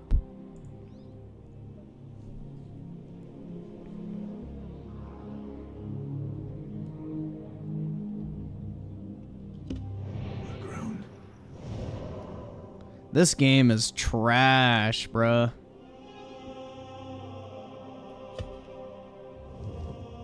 I can't even see the map because of this stupid fucking panel. Alright, so it's right here. Of course, it's in the middle of fucking nowhere, so I'm gonna have to ride there. I am having so much fun.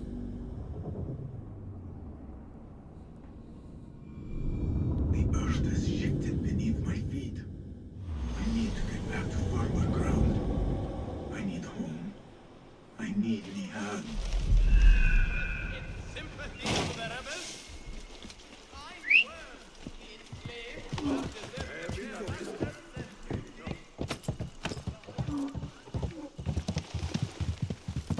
DJ Aftershock with the 2. Bassam equals the very special Altair. That's right. He is a special boy. Remember in the old Assassin's Creeds when, you know, you had a treacherous master or whatever, you would actually kill him? I'm sure you're not going to kill this fucking smoker. She's probably going to be like, you're right, I see the error in my ways. And then, like, you know, y'all will make up and, you know, become friends again because killing a woman would never be okay. Especially a powerful one, man. But in Assassin's Creed 1, you had no issue killing the master of the Assassin's Order. But in this game, I'm sure you won't.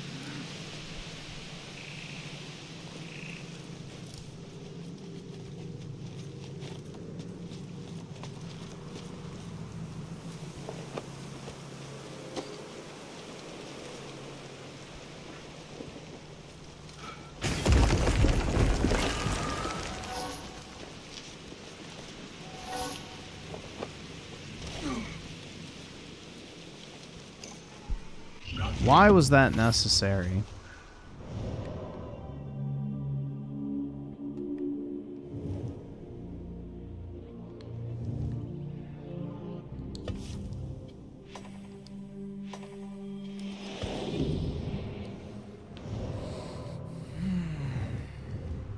Alright, let's get this shit done. Bro, what the fuck is this game doing? Holy shit, this... I don't know what it is with game designers and UIs nowadays. Why does everything have to be so fucking obnoxious to navigate? I don't understand it, man. We've taken so many steps back.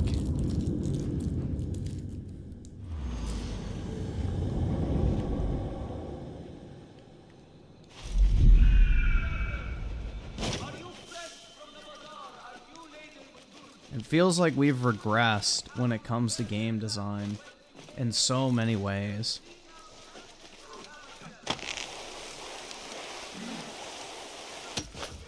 Nah, if you think I'm being aggressive about this game, what was that previous game we played? Shit. I mean, there's been a lot, like Psychonauts 2, Wi-Fi Slush. You have one. There we go.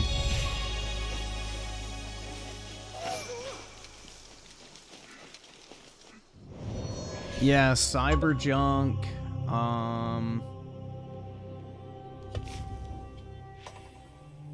Dude, fucking highlight the fucking activity.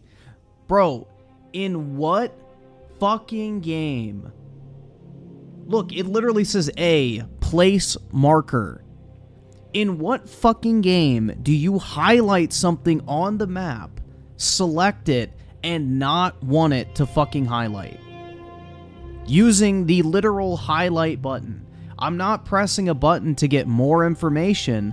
I'm literally pressing the fucking place marker button. And when you go to place fucking marker, it opens the fucking menu to where you have to track it. Then you have to go back to the fucking world map, zoom all the way out, scroll over to the side, and then you can go where you actually fucking want to. Who the fuck, like, bro, I really don't know who the fuck designs this type of shit. This is like so fucking retarded. I don't know, man.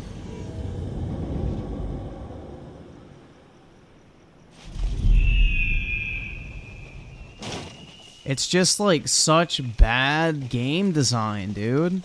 It's like the little fucking things that piss you off over time.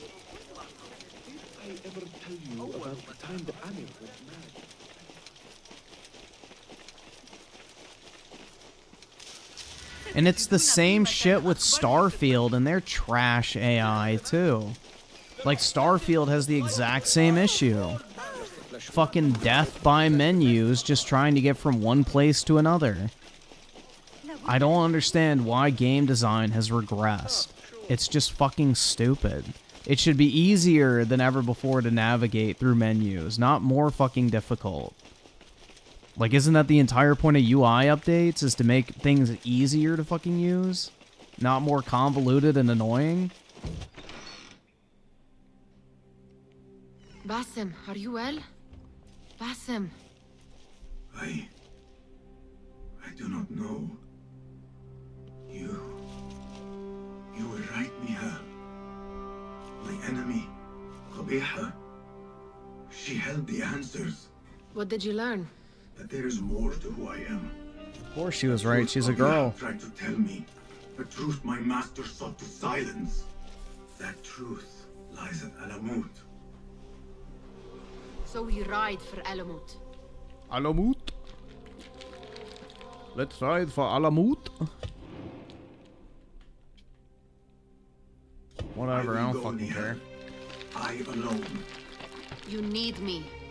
Yeah, I do. I need you safe. I am safe with you, and you with me. I may find nothing there but danger and death. This is my fate. I will not turn back from it, but neither will I have you face it. Where you go, there I will go.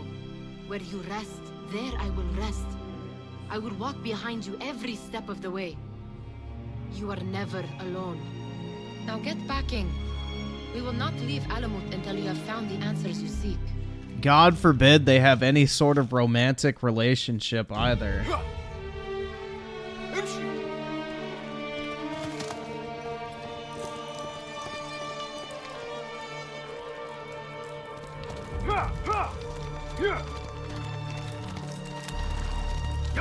That's what I mean, dude. It's like these games are just so bland. They're just AI generated.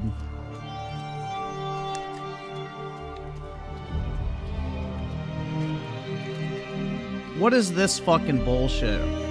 You're telling me they don't... Why isn't he using his camel? Holy fuck, dude. This game is so bad. You literally spend the entire game riding on your fucking camel through the desert. Now all of a sudden you're using a horse? Oh. You've lived in the desert all your life and you don't know how to navigate it? That makes sense.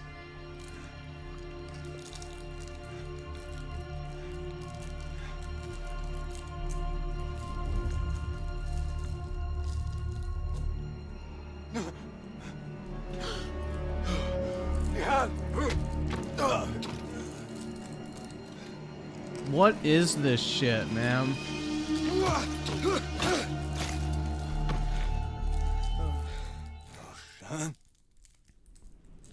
Bro, what is this crap?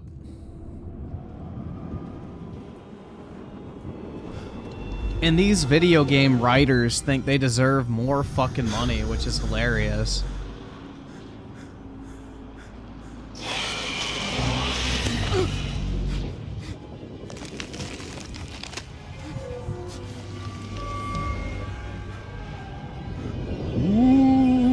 spooky.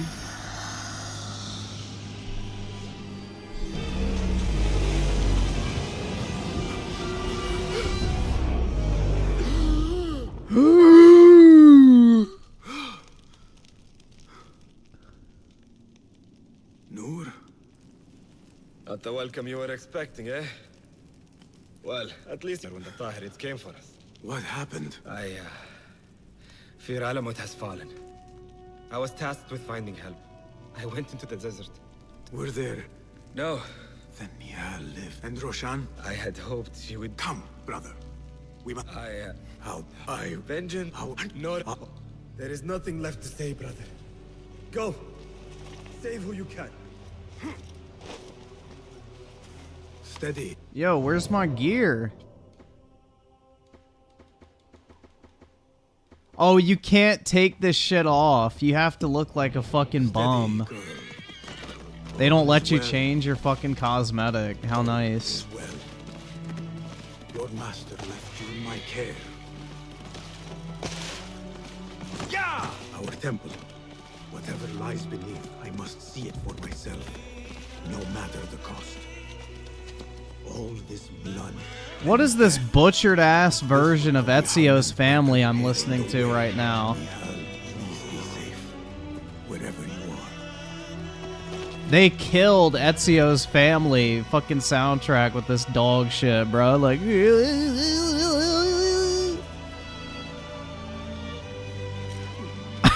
oh my god, bro. Holy shit, the one redeeming part of bad Assassin's Creed games they even fucked up. The soundtrack.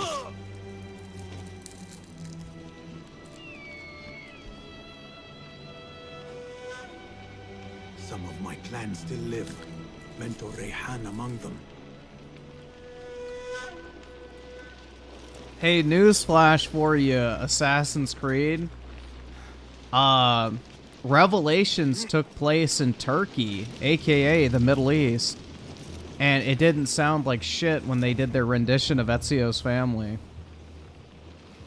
Just so you know, Ubisoft, just because something is Arab doesn't mean it has to sound like somebody clearing their fucking throat.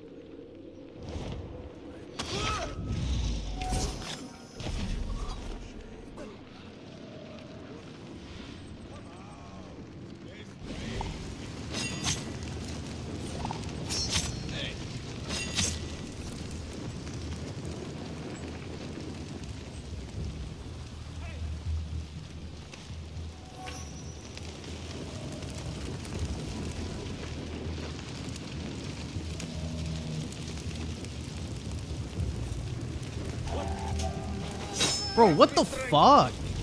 He can't climb up that?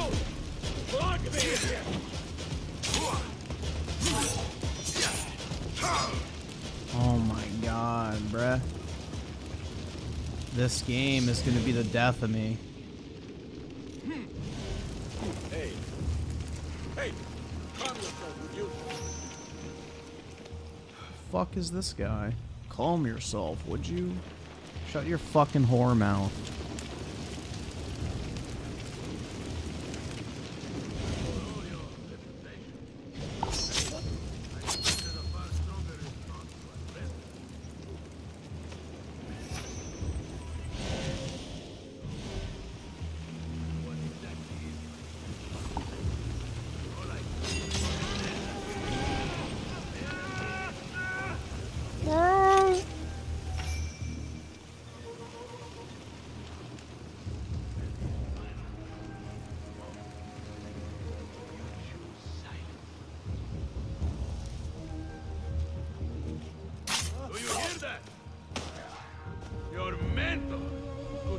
What we want to know.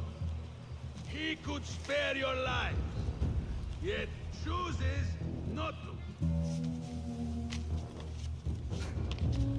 I am man, but I am impatient. Show yourself.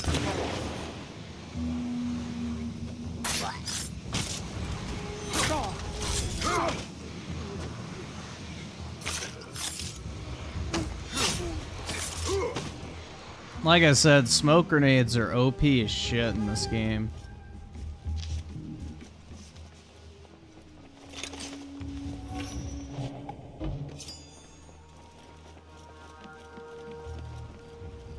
Basim!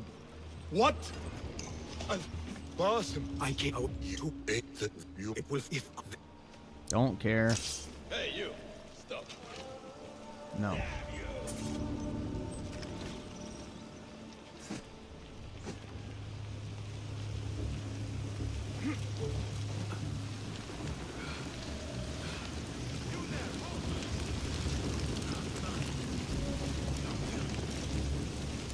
The temple. Let us finish this. Nothing and no one shall get in my way. Not now, not when I am this close. DJ Aftershock with the 2 Assassins GPT Allah Akbar. Excited for Assassins GPT Japan? Me too, man. These games are so fun. I mean, they're already just a chore simulator, pretty much. You can do any of the side activities. It will take more than you to stop me. Oh, I wonder if I can get the last skills. Oh, I need 1 skill point? What the fuck?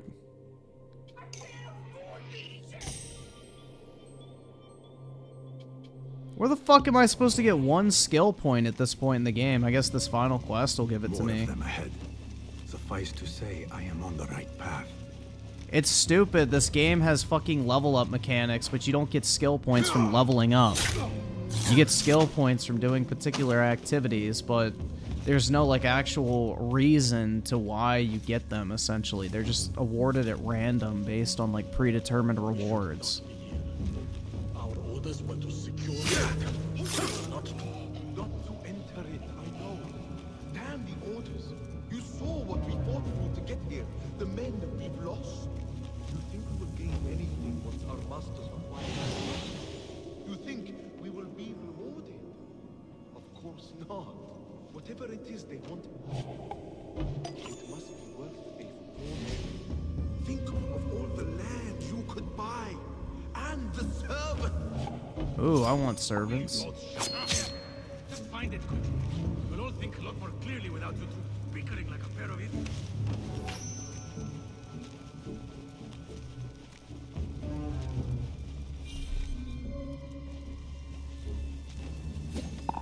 Hold on. Wait, what?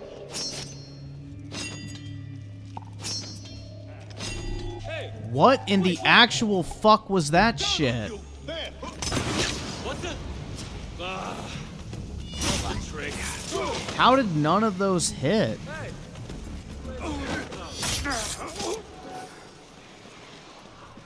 Must have had a fit. Now to see if I can achieve what these intruders could not. What magic is this? Wait, I know this symbol.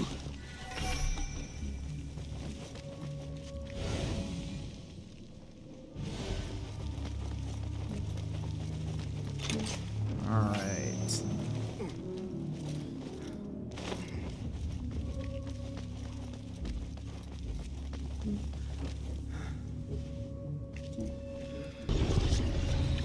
Wow, it follows the exact same formula as every one of these recent Assassin's Creeds. There's literally no mention of the previous civilization, essentially, until you get to the very fucking end.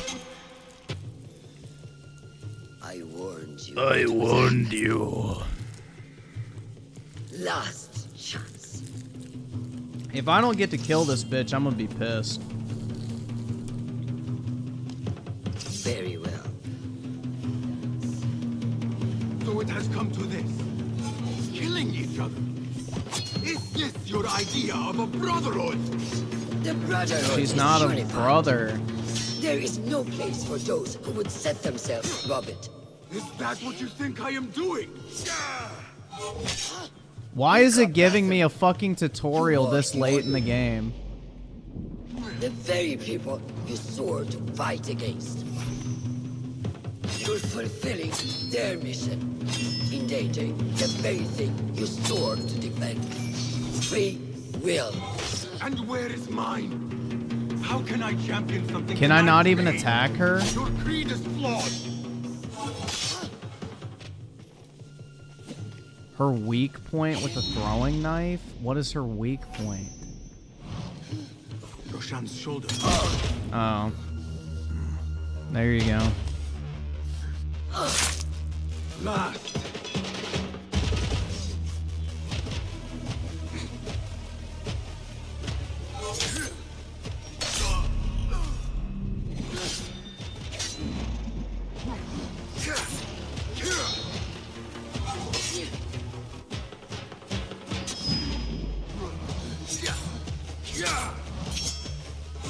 She's gonna walk it off too, I can already tell. I trusted you! I gave you everything I had, and you lied to me! Yep, she's gonna walk it off, man.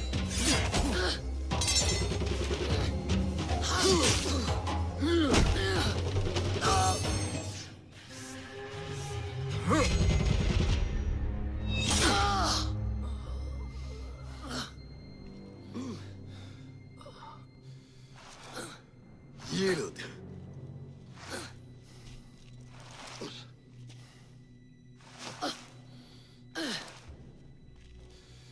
Yield.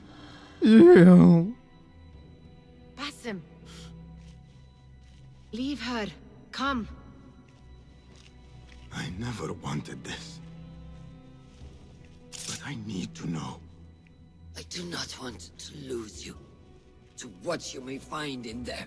You do not have to look to the past to know who you are. Yeah. Who you can be. You can choose, Basim. Put your faith in me. Oh my god, bro. Who is she, God? Oh wait, she's a woman. Never mind, yeah. No pretty much. Than our enemies. Same difference, bro. Over here. Dude, what is this fucking goy slop? Remember in Assassin's Creed 1 when you assassinate the fucker? I know what this is.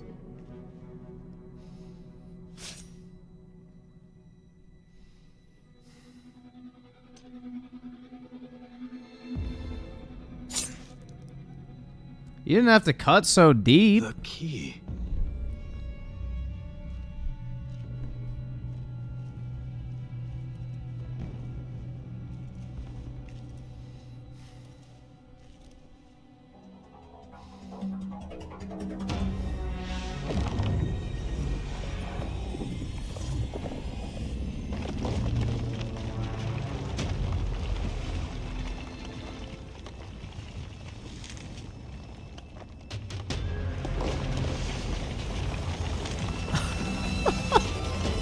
This is so fucking bad, man. This is literally the ending to Valhalla, pretty much. Just randomly at the end, you walk into one of these fucking temples. You saw it yourself. There's all the shekels. More of those objects. I wonder what truths lie within. What stories they serve to tell. Whatever lies within. There are no choices in these games, man. That's the thing. It's just like a fucking linear game masquerading as an open world RPG. Where has my path brought us? You do not want to know why anyone was brought to this place. Are my eyes deceiving me? Are you seeing this? Nihal? I am here. Wherever we are, it was built long ago. To serve what purpose I do not. Nihal, look in here.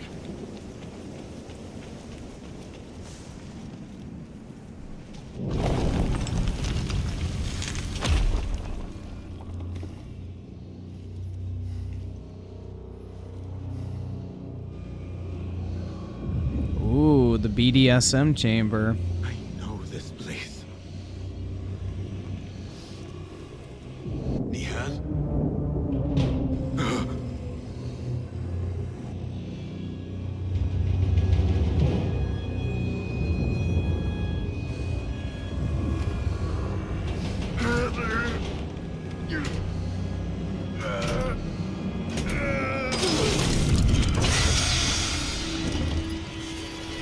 The chastity belt is being taken off. It cannot be.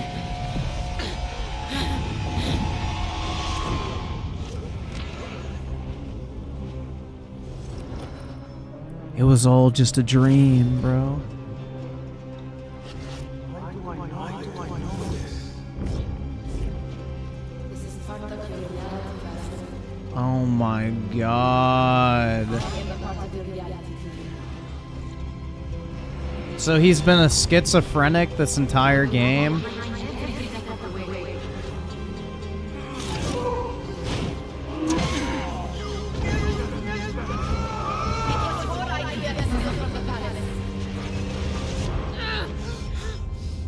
Enough! Let me out of here! How? What are you? Look! See for yourself!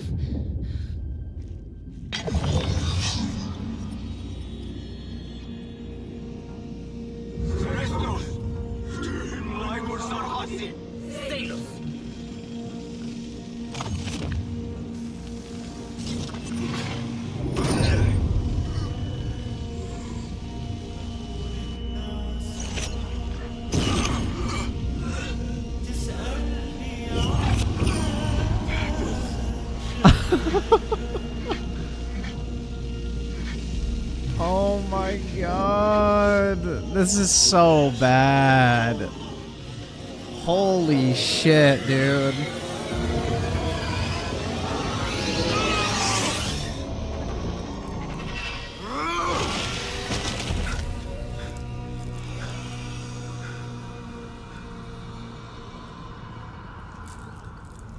Show yourself! You dare to hide from me now? After all you have put me through! Where are you? ESG with the 2. Griffin, what did Phil say to his devs? Ubisoft?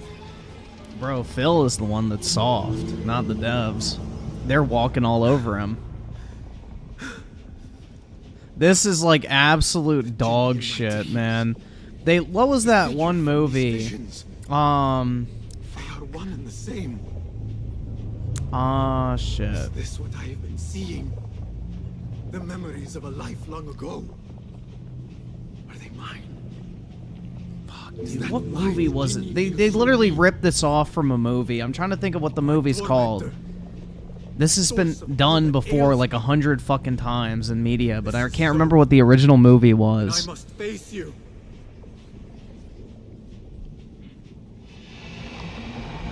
And I think they've done this in a game before too, right? Why am I seeing this?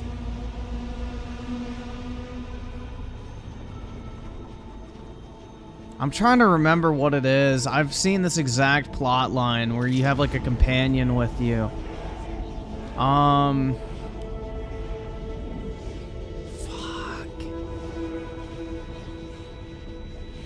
No, it's not Inception.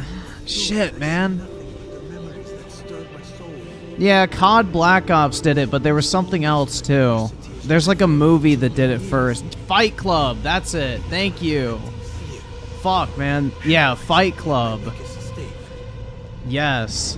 That is the movie. You have a fucking companion with, like, the guy has a companion or, like, a friend or whatever that's all in his fucking head who actually did everything himself versus him seeing the other guy doing it. Yeah, that's what I was thinking of, man. Fight Club. Why it haunted me so?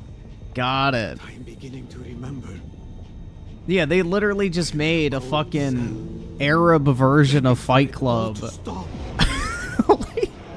But without the fighting. They just took the fucking plot twist of Fight Club and, you know, slapped it into an Assassin's Creed game. And never even hinted at the possibility that that's what was going on. Then what I want is peace.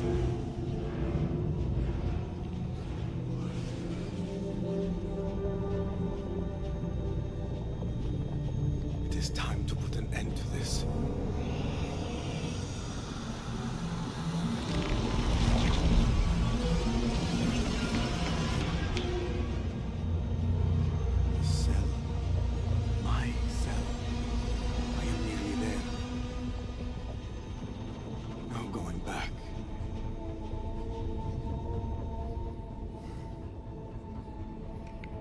Yeah, this shit just needs to end, man. We're at a point now where this is just like slop.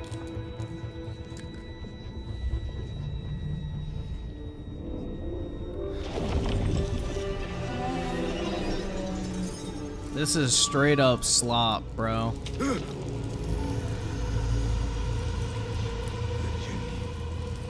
I can hear it.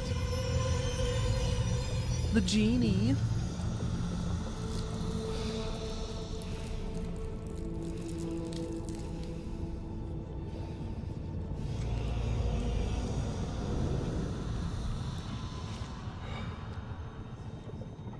Steady breathing.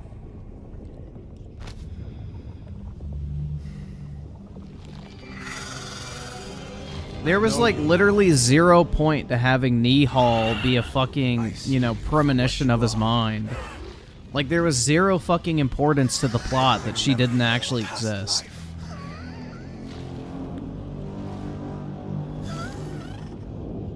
And that is where you will remain.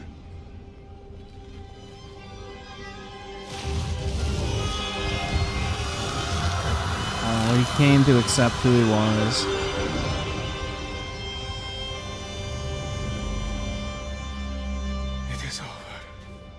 No, Basim. It's only the beginning. For us. For what lies ahead. A deeper understanding of the world we left behind. And our place in it. All my life I wrestled with who I was. Who I was meant to be. And there you were. All this time. The side of me I resisted. A reflection of who we once were. Of who we shall be once more.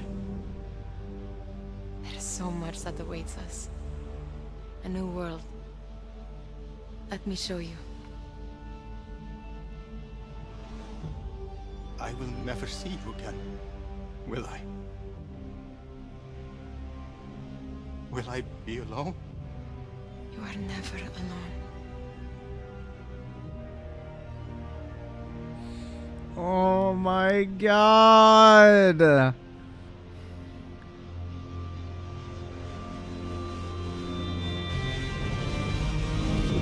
This is so fucking cheesy, man. What in the actual fuck is this crap? Oh.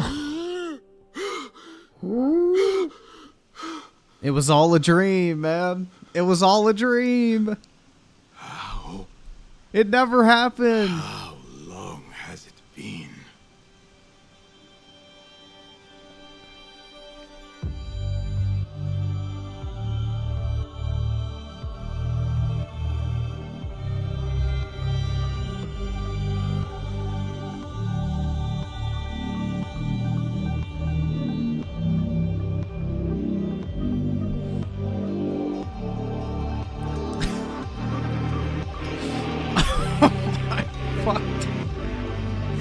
Dude, this was so horrible.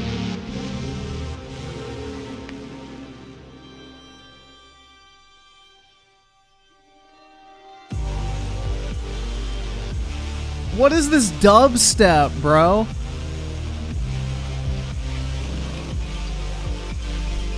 Oh shit, dude, turn this, bro, what in the actual fuck? You can tell this was a fucking DLC, man. This is awful. This game was fucking terrible, man. This was one of the most unnecessary fucking Assassin's Creed games that's ever existed. And there's many. But holy fuck, this was bad. It is done. You made your choice. Now I make mine. Kill yourself.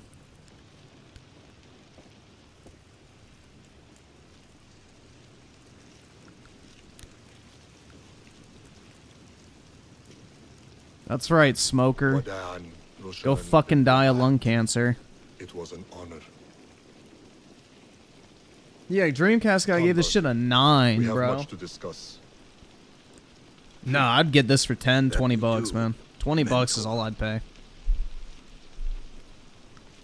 I mean, if you don't do the side activities, it's like 8 hours. There's barely any fucking content in this that's worth a damn.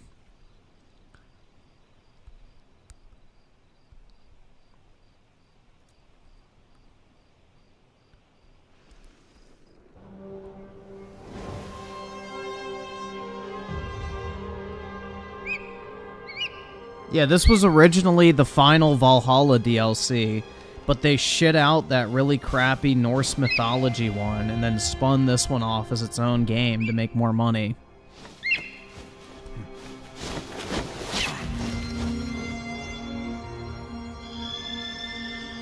What the fuck?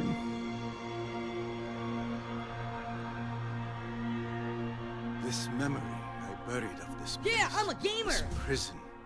The torture I suffered here, it festered for years. In darkness and dreams, masked as a jinni, to haunt me and hollow me until it consumed my So I guess even his bird hates him now, dude. I have faced my past, my pain, embraced it. I shed my skin once, in another time, another place.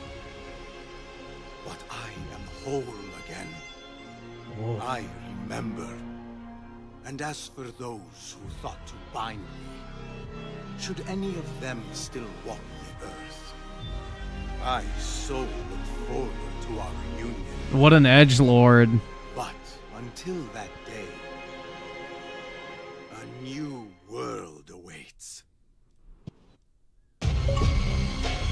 Whoa, dude! Holy shit, that was so fucking badass! Whoa!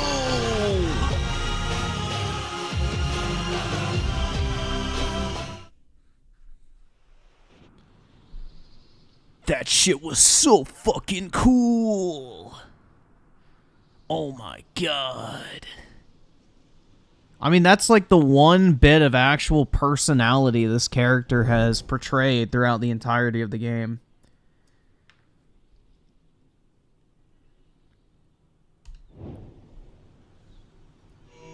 Alright, so let's see. Bro, how do I get the final skill point? Alright, there better be a contract or something that I don't have that gives me a skill point, because if I have a fucked up save and I can't get the last fucking skill point, I'm gonna literally lose my fucking marbles. I've done all the side quests that had skill points attached to them that were available, so I'm gonna see if there's another one. Because I had to grind them for the stupid fucking components for the upgrades. Alright, let's see if there's a contract real quick, and then I will have 100% of this game. Nope, it doesn't give a skill point.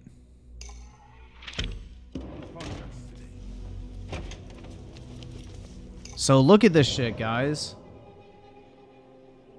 I've done everything in the game.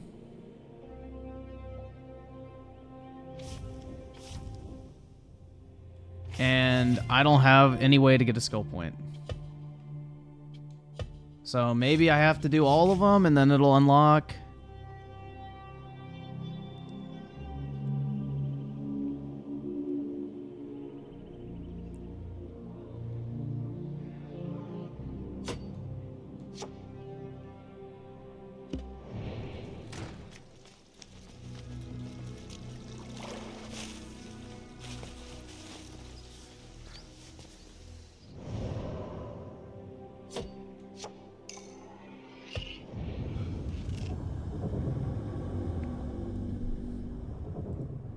Let's see.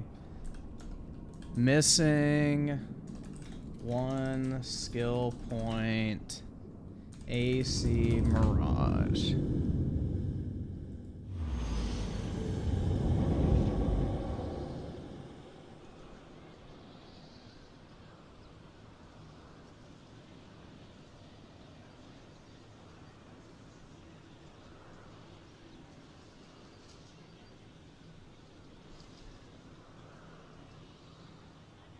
Wait, do enigmas do it?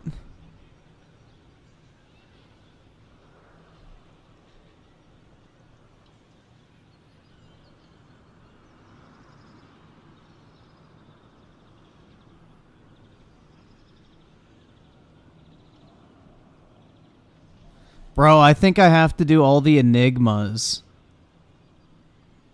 Yeah, dude, I have every achievement in this game except unlocking all skills. I've literally done everything except the enigmas. So I'm just seeing if I have to do.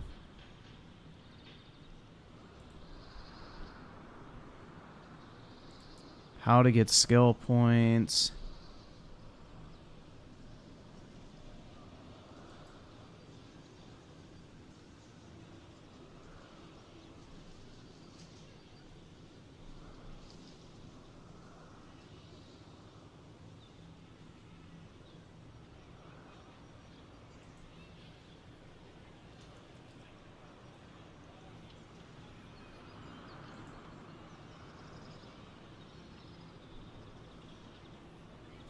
Dude, this game just has to give me the middle finger at every single opportunity. This shit's aggravating as fuck, man. I don't understand why you design a game like this. It's pissing me off! Oh my god.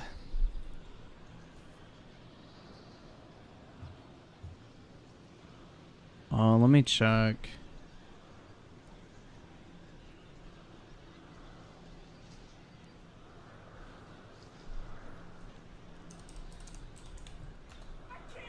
I just want to see if somebody has bitched about it on here. True achievements.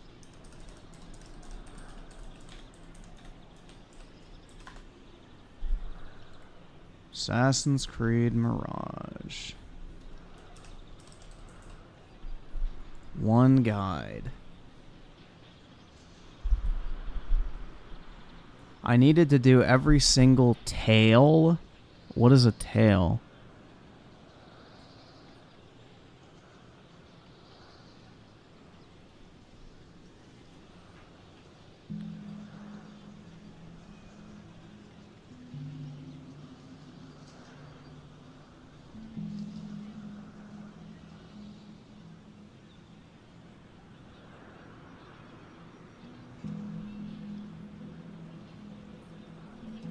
I did the 40 Thieves one already. I've done everything in this game.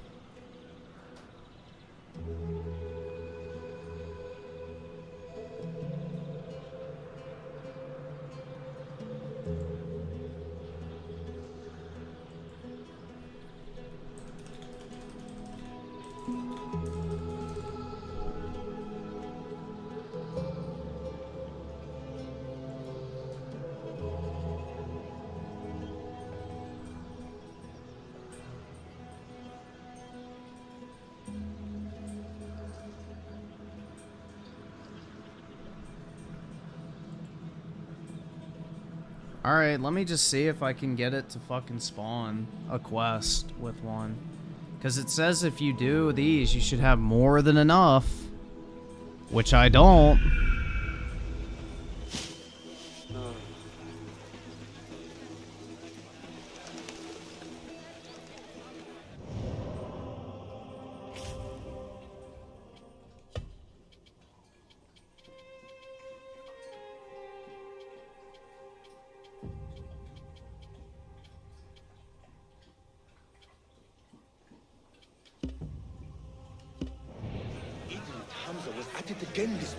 Why would I try restarting the game? That's not gonna do anything, bro. It's not a glitch at unlocking something. It's a fucking thing that they didn't give me enough skill points. This is the place. It has nothing to do with the game. It has to do with the fact that I don't have enough fucking skill points because there's one activity I'm not doing even though I've done everything that didn't give me a skill point that should have. And I'm guessing it's gonna be some bullshit like I need to do the enigmas or whatever.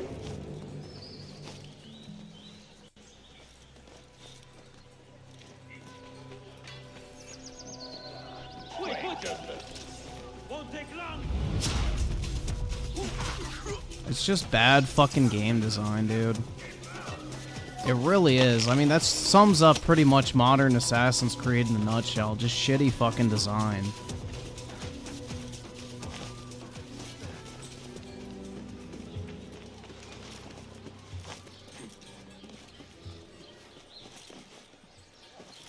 That's the Assassin's Creed franchise in a nutshell these days. Shitty game design. It's unfortunate. I used to look forward to Assassin's Creed every year. Bro, are you fucking shitting me? It won't let me walk across a rope? Oh my god. But it'll let me walk across this rope.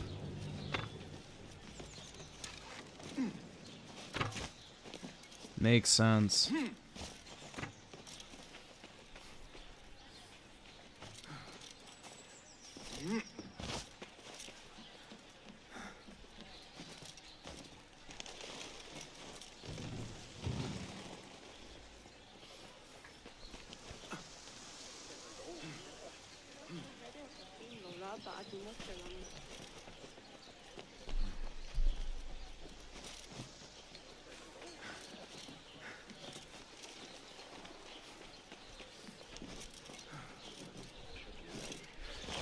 Trying to see how I can get over there. I don't think I can climb up from there. I can try. Why not? Oh, it's gonna work. Oh, no. Yeah. Had a feeling. There's my normal spot. Just use that.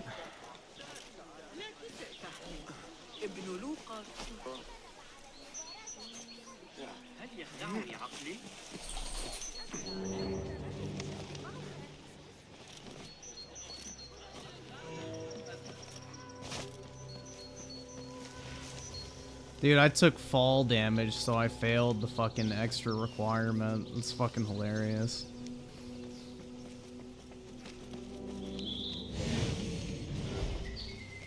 That's fucking funny.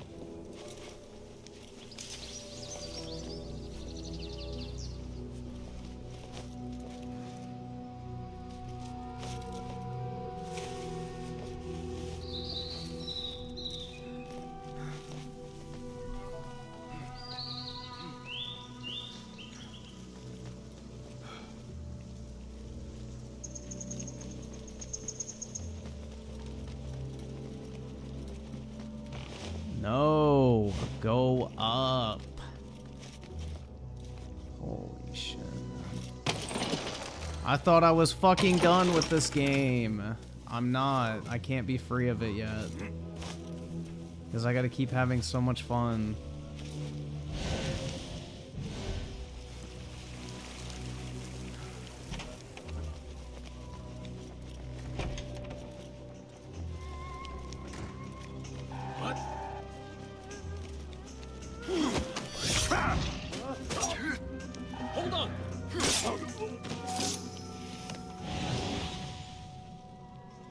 There she is, tied up on the ground. Hell yeah. Or maybe not. Yasmin. Yasmin. I'm not certain.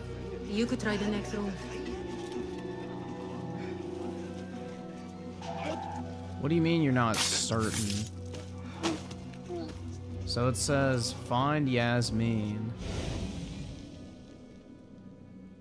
Oh, there was someone on the ground. Alright, well maybe she's in here. Yasmin. At last! My prayers are answered.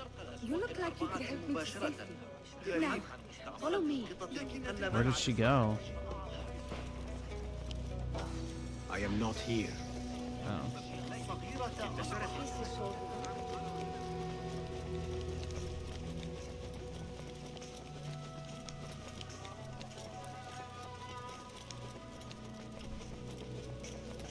They're coming. You deal with the guards. I unlock the doors.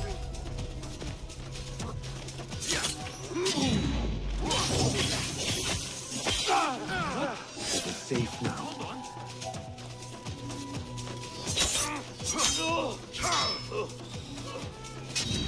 Adding combat too.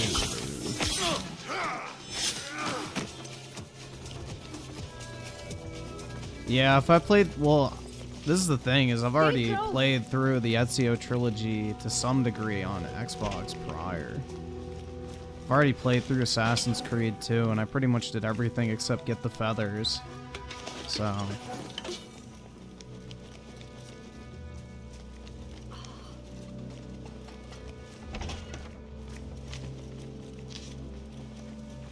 They are searching the garden.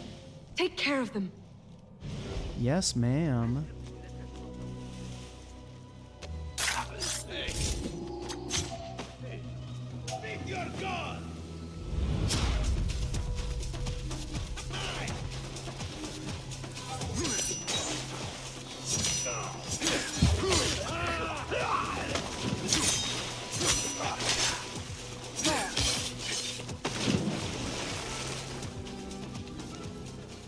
All right, let's go. The danger has passed.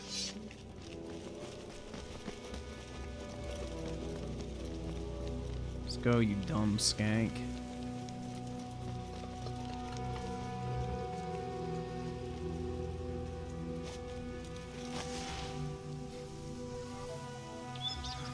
Fuck is she doing?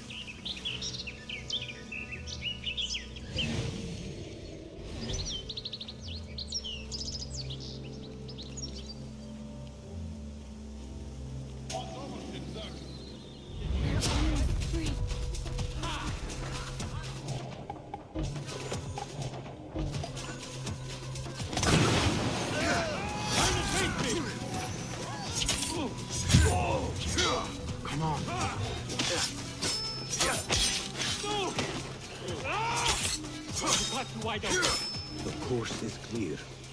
Let's go. Come on, you dumb bitch. Walk. We must move now. Yeah, well, I know we must fucking move. Walk. Holy shit, man. I'm ready for this game to be over. Let's go. You're out. I cannot believe I am free. Is there some way I can repay you? You're safe. Never speak to me again, you dumb bitch. Goodbye. Alright. Let me go rip down this poster real quick. Best I stay hidden. Hey, what? Hey, you. What? Bro, what the fuck did I do to piss them off? Alright, fuck it. Oh, 2 unblockable attacks. Oh, nice.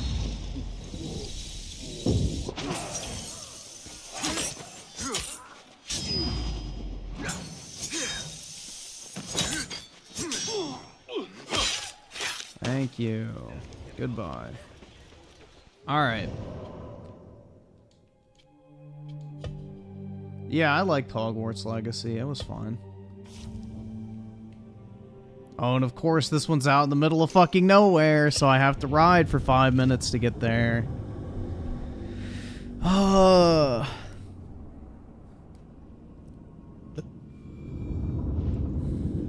Middle Lemon with the 5. Red Dead fan on Twitter called this game amazing and beautiful while also calling Horizon Forbidden West and Zero Dawn creatively bankrupt. I'd say they're all creatively bankrupt. All of the mentioned games would fall into the creatively bankrupt category, if you ask me. There's nothing creative about this game. It's literally the dog shit fucking mechanics of Valhalla with a nostalgia bait fucking reskin put over it.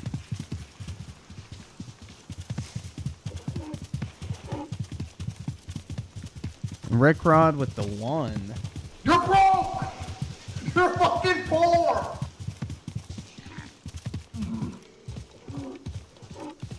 And the Epic Gamer with the 5. Hey Griffin, it's been a while. I've just been busy with life. You know how it is. Anyway, who paid you to play this? Because God knows you love modern AC. I figured I would just play it for the shits and giggles, man. Nobody paid me. Unfortunately, I went out of pocket for this trash. Halt you! Pay you for your sin! Stay there!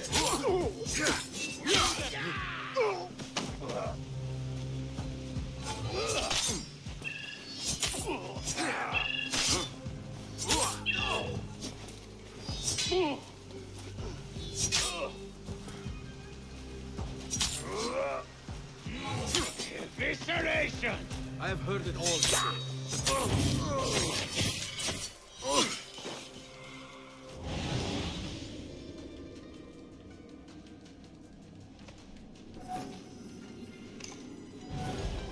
Signs of a struggle. There was violence here. Oh wow, really? There was violence here? How intuitive of you.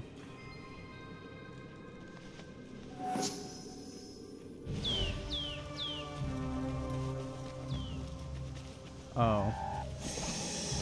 That is not what I'm looking for.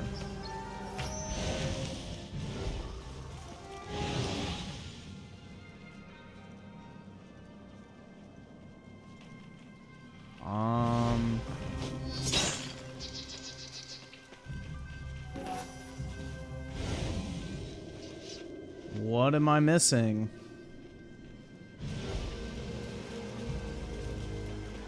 What do you see, Enkidu?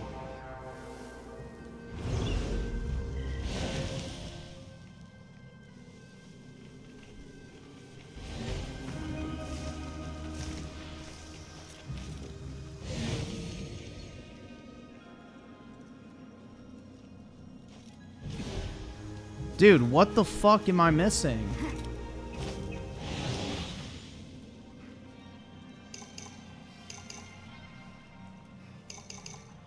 Alright, there we go. This shit's so irritating. Ground suggests someone was dragged away. A kidnapping, perhaps. Most likely the delegate was taken somewhere nearby. I must find him before it is too late.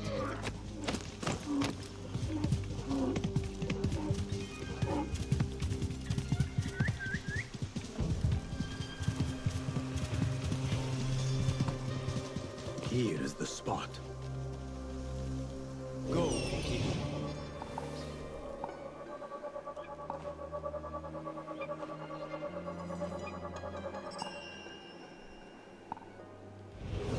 There is my target.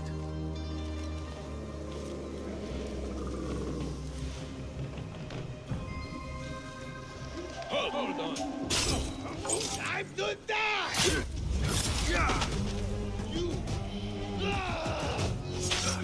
I must work more on my defense.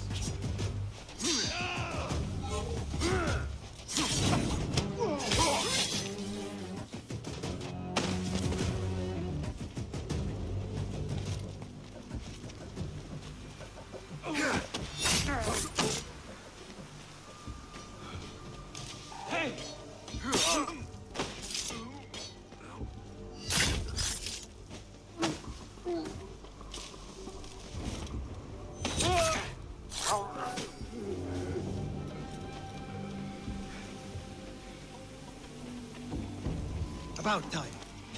Promptness is clearly not your strong suit. Fuck off. Are you injured? No. Dude, I should put a knife through this fucking retard's face.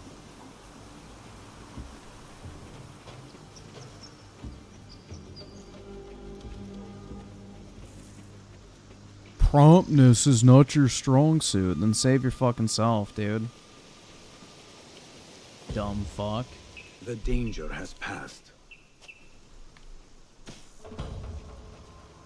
They would since whatever, which is why. Alright, a new contract is available. Hopefully it gives me a skill point.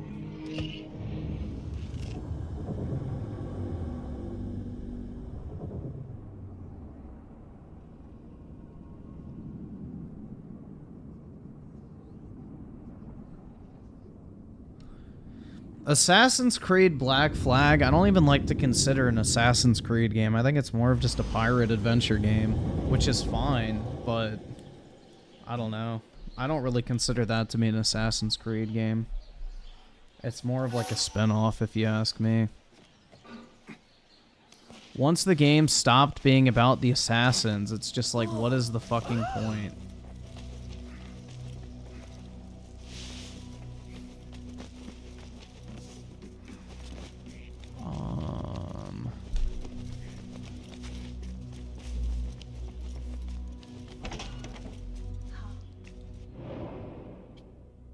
Thank you. Fuck, man. Finally. Alright. We can now 100% this fucking trash. And I will be done. Forever. Alright. Hooray.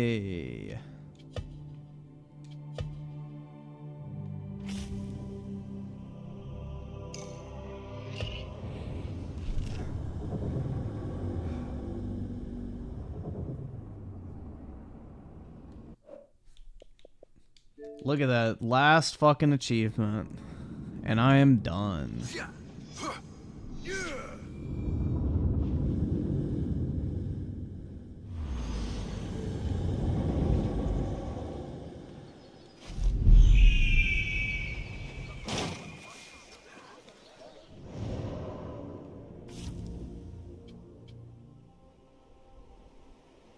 Got my Master Assassin's robes.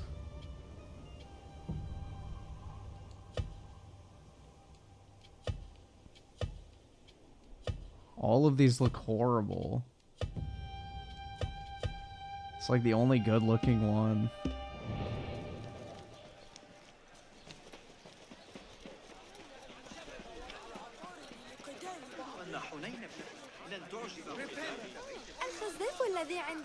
I need to get rid of these.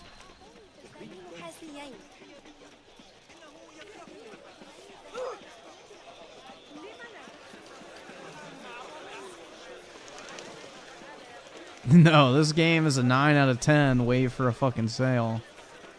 Actually, if you can get it at 1/10 of the price, then yeah, it's worthwhile. This is the place. Don't want you here. Dude, just replay the old Assassin's Creed games. If you wanted the classic Assassin's Creed, just play the old games, because this shit is pure nostalgia bait with all the worst parts of the fucking modern Assassin's Creed, like, entries. What do you see? Come away, my friend. It's too dangerous. Alright, I'm trying to not be pissed. Because this shit's gonna piss me I see you off. there. Now show me the way.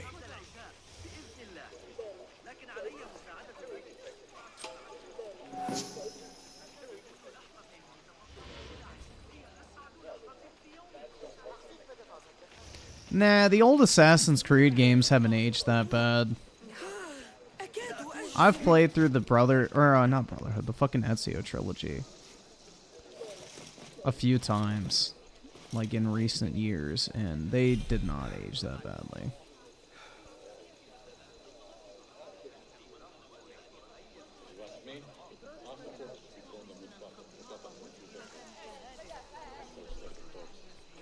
I would say Assassin's Creed 1 is probably the game that aged the worst, but the others, I think, are okay.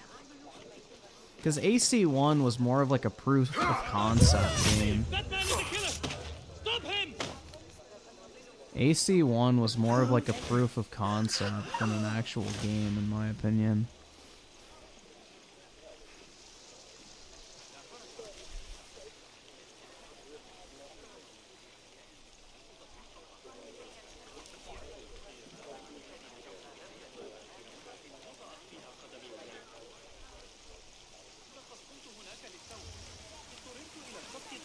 خلال الزحام وأنا في طريقي لرؤية عندما أقرأ بارك الله فيك أريد أن ارتفاع الرسوم في الأسواق قد تسبب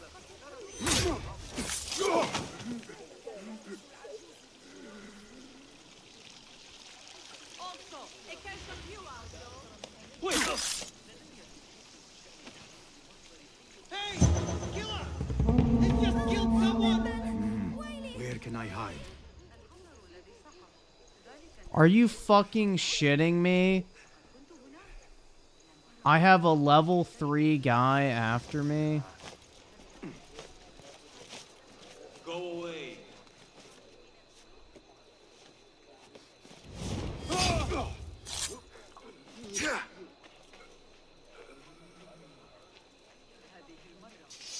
Hey, stop! You look familiar. You there, stop!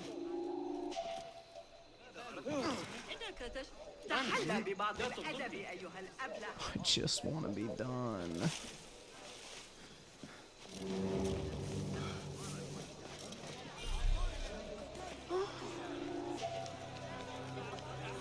Good. Now stay where I can see you, would you? Tabban, I need to flee.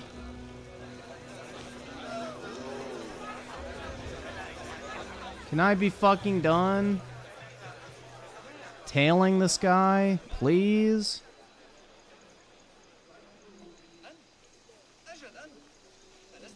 Dude, seriously? Go somewhere else. Taking down the watch's glory. That's the outlaw. Can you divert their attention? This is the criminal they see. Sight of you. Did you run? Which way?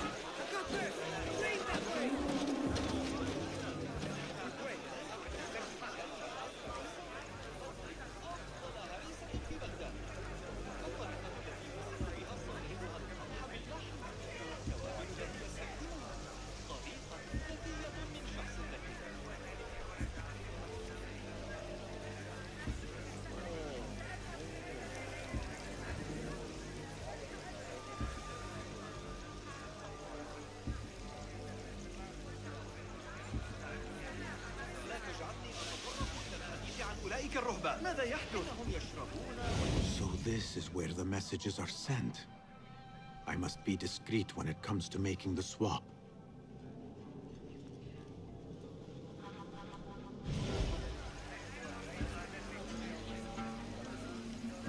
Best be thorough. Hey, move there!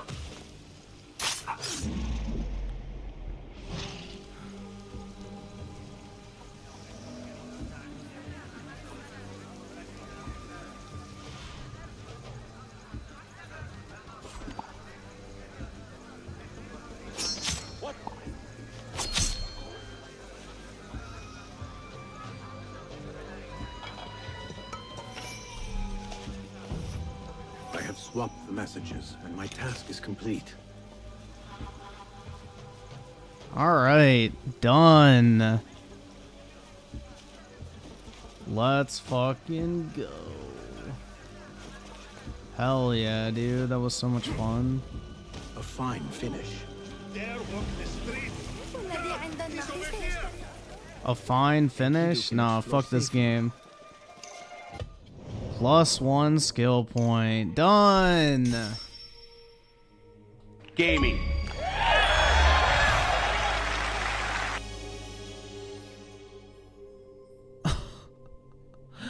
Holy shit, man.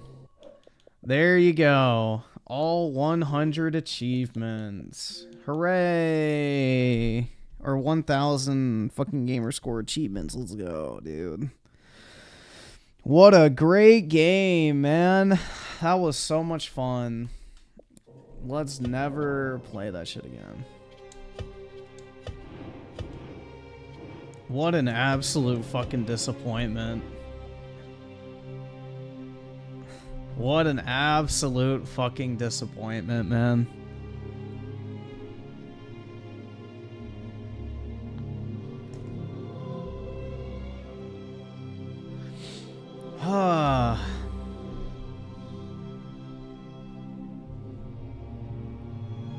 So there you go, guys.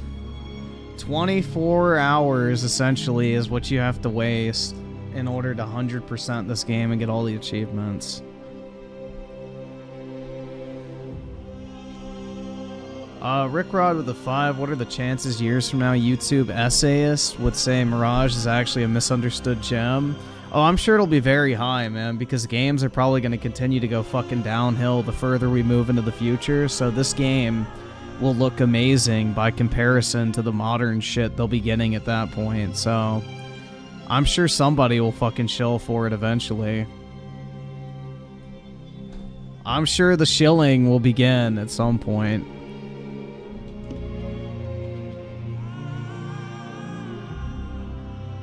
Well, dude, saying at least the game's not 60 to 80 hours long is like saying, well, you know, I still got tortured, but at least the torturing was only for a third of the time instead of the full, you know, 3 hours. It was like only an hour of torture instead of 3. It's still fucking torture. And there's nothing redeeming about this game whatsoever other than, you know, it's like kind of nostalgia baity.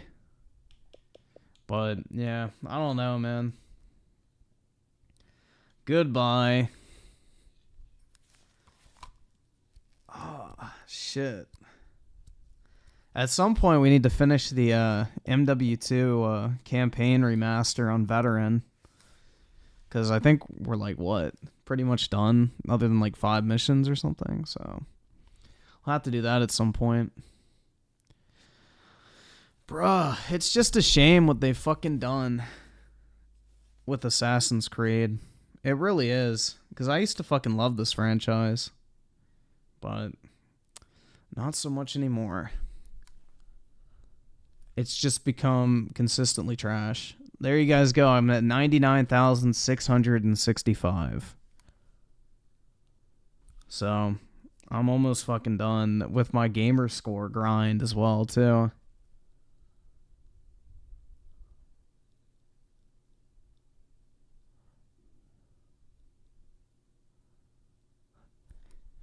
But it's a pretty sad state of affairs when, you know, you just replay old games and shit like that. And the fact that, you know, they have to keep re-releasing old games as like remakes and remasters tells you that people like the old shit better than the new shit, because now game studios are more worried about diversity quotas than actually, you know, hiring people who make good fucking video games in the first place. So they just hire a bunch of fucking, you know, politicized retards that are more worried about how many black characters they have in their game versus if the characters actually fucking matter in the first place. It's fucking sad, dude. It really is. Like, how the fuck is Assassin's Creed 1 a better representation of the Middle East during that time period than fucking Mirage, which literally came out, what, 16 years after? That shit's fucking pathetic, bro. It's absolutely pathetic.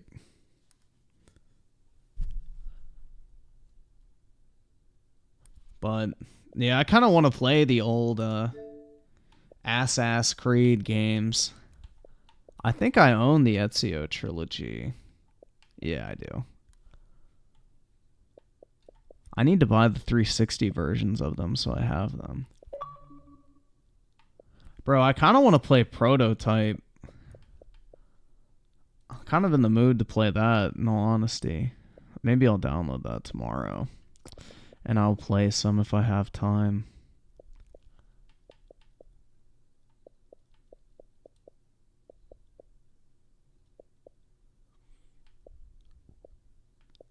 Seeing what I have. Bro, I should play this. I never actually played it. I do own it. But apparently this is actually pretty decent. But, yeah. I got a bunch of games that are a lot better than that. Like, The Force Unleashed, man. Those are fun. Vanquish is fire. I'm almost tempted to play that. As like a fucking, calming effect. Because Vanquish is actually fun.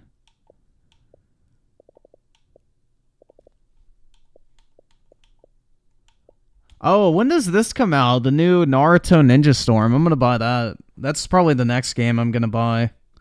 Aside from MW3. But I'm going to get the new Ninja Storm game. That'll be fun. That, hopefully, they won't fuck up. But we'll see.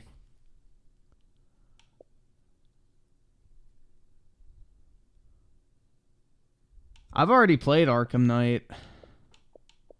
I beat that way back in the day.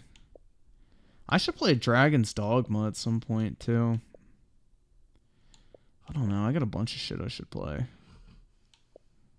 Code Vein, Weeb Souls, BioShock, classics.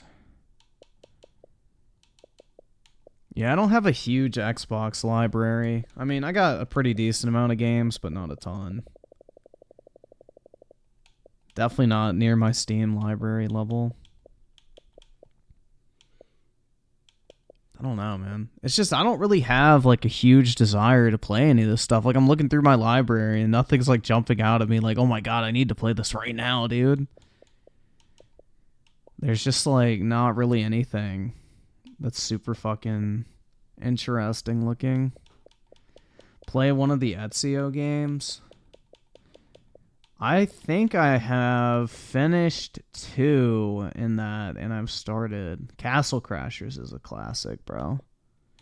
This game is fire, man. If you guys have never played Castle Crashers, you should. It's an actual good 2D platformer. Or I guess, I wouldn't really call it a platformer, but I should play this too, Asura's Wrath. That'd be a fun game to stream.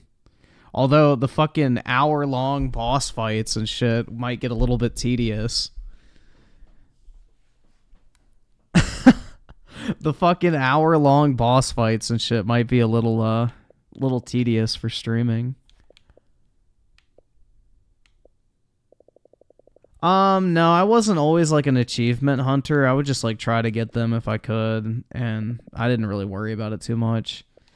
It's more so now I'm trying to push over 100k that I care, and it also kind of forces me to play games. Bro, do you guys remember this dog shit game, Too Human? They like have literally been giving this out for free on Xbox for like the past 5 years because of how horrible it is. I should play Witcher 3 again, honestly. I'd probably enjoy that game. I don't know. Or Saint... Oh, shit. Why do I have this downloaded? Why not? This would be fucking fun to replay, man. This shit would be fucking fun to replay. Saints Row 3 remastered. That shit would be fire. Saints Row 3 is really good. No, I don't like Alan Wake. I think they were pretty poopy, personally. But, yeah. At some point, we'll finish this up on Veteran. I wonder if it's... Yeah, it's still on Quick Resume.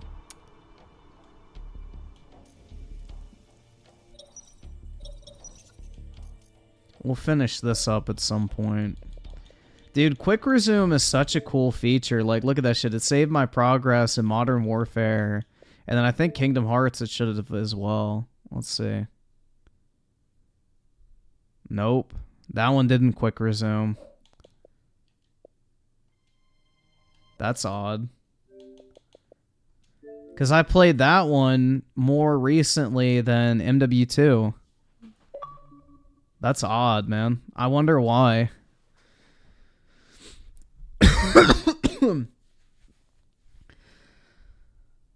Oski Woski with the 2, I could just pay you right now.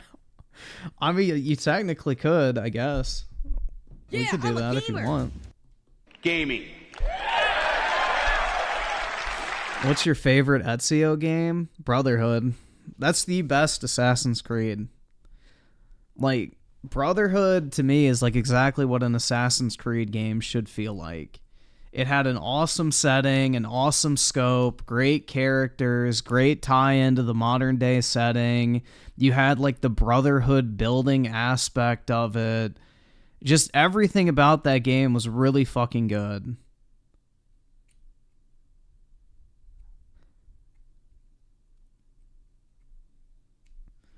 Rate the new Assassin's game. I'd probably give it like a 4 out of 10. It's just... It's not good. The story never fucking materializes. They literally pull a fucking Fight Club plot twist for no actual reason that has any relevance on the fucking story. It's the same copy-paste formula of every single modern Assassin's Creed, where you play through a historic setting, have zero fucking reference to any of like the ancient technology, then all of a sudden at the end, you realize you're a part of it, and you walk into a fucking vault for the first time and discover, oh my god, aliens or whatever. I mean, the gameplay is still clunky. They need to go back to the old gameplay style for Assassin's Creed. None of the campaign missions are memorable. None of the characters on the side are memorable. The main character has the personality of a plank of wood. He literally virtue signals multiple times throughout the game about how blank is wrong, while the entire game literally revolves around him killing people just for showing up to work that morning. I mean, it's laughable, dude. It's really fucking bad. They just have completely sucked the soul out of the franchise and basically assigned ChatGPT to shit out fucking copy-paste goy slop of Assassin's Creed in different settings every few years. This is literally like AI game development. That's what this shit feels like, man. It feels like this game was developed by AI. Although AI would probably do a better job if you granted, I guess, creative control and then gave it the Ezio trilogy as an example of how to make an Assassin's Creed. So, I'd say a 4 out of 10, man. I did not enjoy the game at all. Like, it just exists. And I did everything, literally. I did all the side quests, did all the fucking Ubisoft chore simulation. I beat the campaign. I did all the fucking combat challenges, got all the achievements. Like, there's literally nothing left for me to do in that game other than the generic procedurally generated missions. And that is it. So, I have done everything this game has to offer, and what it offers is a joke. Have I beat Far Cry 6? I have never played Far Cry 6. I own Far Cry 6, and I haven't touched it. I think I started the disc on accident the other night because I couldn't get the fucking game to eject from my console. I've had Far Cry 6 in my console for 2 years, and I've never fucking played it. I think 2 years. Yeah, that's how long it's been out. I'm pretty sure. I've had it sitting in my console for 2 fucking years, and I've never actually started it. And then all of a sudden my Xbox wouldn't eject the disc. So I was like frantically trying to like, you know, pop the disc out, and it finally popped out, and I accidentally bumped it in. So it started, and now I have playtime in Far Cry 6. Like, if you look, I think it shows all achievements. I don't want leaderboard. I hate their fucking layout for this shit. Let's see how much time I have in it. Stats. There you go, guys. There you go. It didn't even register a minute of me playing it because it literally just like did the fucking startup, and then I just uninstalled it because I ain't playing that shit. So yeah. 0 days, 0 hours, and 0 minutes. So, yeah.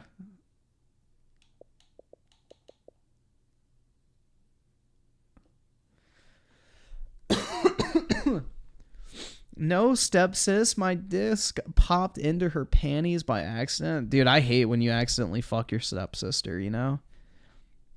You reach down for the remote and trip on her panties, and then all of a sudden you slip it in. Oh my god. What an awful scenario.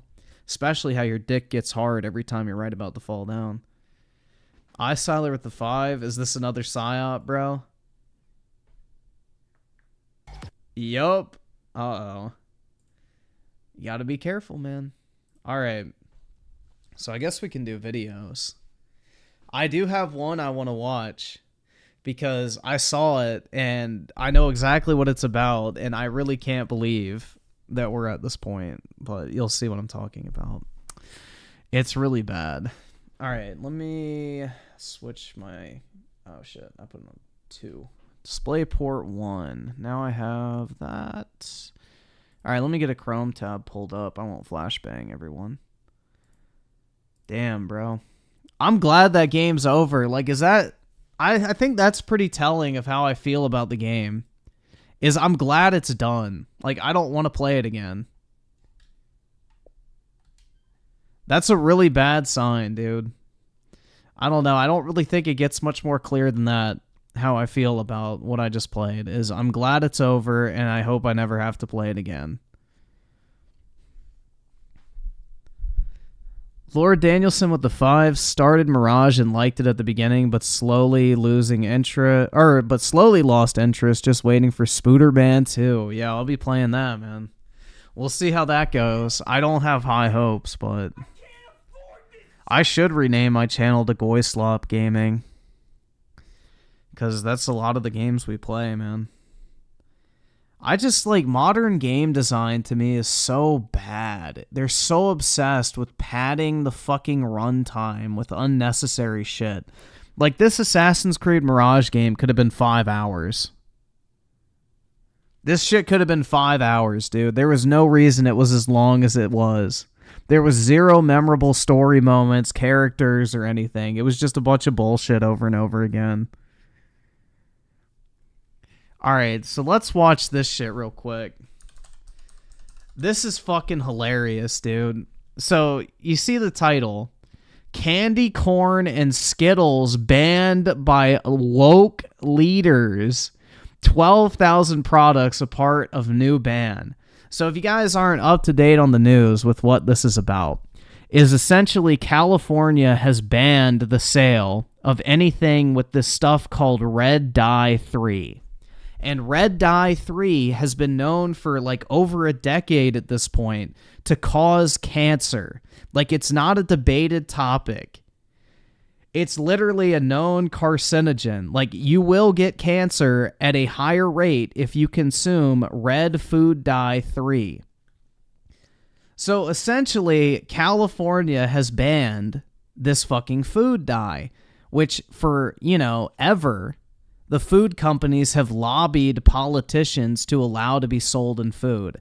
And pretty much in every other country on planet Earth, it's banned except the United States, because we have, our politicians getting paid off by the food companies. So this is a very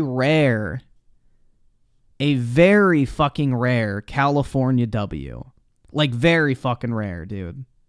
They're the only state in the U.S. that has actually fucking done this. It's long overdue, and every other state should do this, and we should have done it at a federal level a long time ago. But what does TheQuartering make this about, dude? Wokeness. Apparently, preventing cancer is now a fucking woke issue. Because Muskittles and McCandy corn. Like, this is what we were talking about a while back, guys. Remember when I said, like, if they tried to ban all the fucking ingredients of food that literally kill you, you would have people going, my freedom! They're trying to take my freedom! This is literally the perfect example of that. Like, these people would rather have fucking, ingredients in food that literally kill you, but, they don't care because it tastes good. It's fucking sad, bro. It really is. It's like, people always say, why don't we have pure food like Europeans do without all the shitty fucking processed and, preservatives in there that are literally killing us? Well, it's because people cry, "Ma freedom," when you try to take away their 64-ounce sodas and processed candy with literal carcinogens in them. So, yeah. 76% obesity rate, man. People are addicted to fucking food. So let's watch this shit, because I saw this, and I already know which direction this is going to go. I mean, this is literally an undisputable W for California. For all their faults, this is actually a good thing, because it's probably going to force you know, these companies to do it everywhere because California is the biggest market in the United States, so they're not going to just make one version for California. They're going to change it everywhere in the U.S. Oski Woski with the 5, the only freedom these people are getting is an early death, and that's on God. That's right, bro. They want to free their souls from their bodies, I guess. Maybe that's the end game. Yeah, I'm a gamer. Gaming.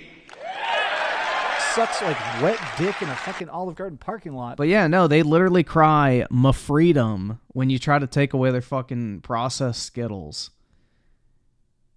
Terrible news, everybody. And keep in mind, too, that Quartering is the one that called Skittles woke in the past for having the fucking gay pride Skittles.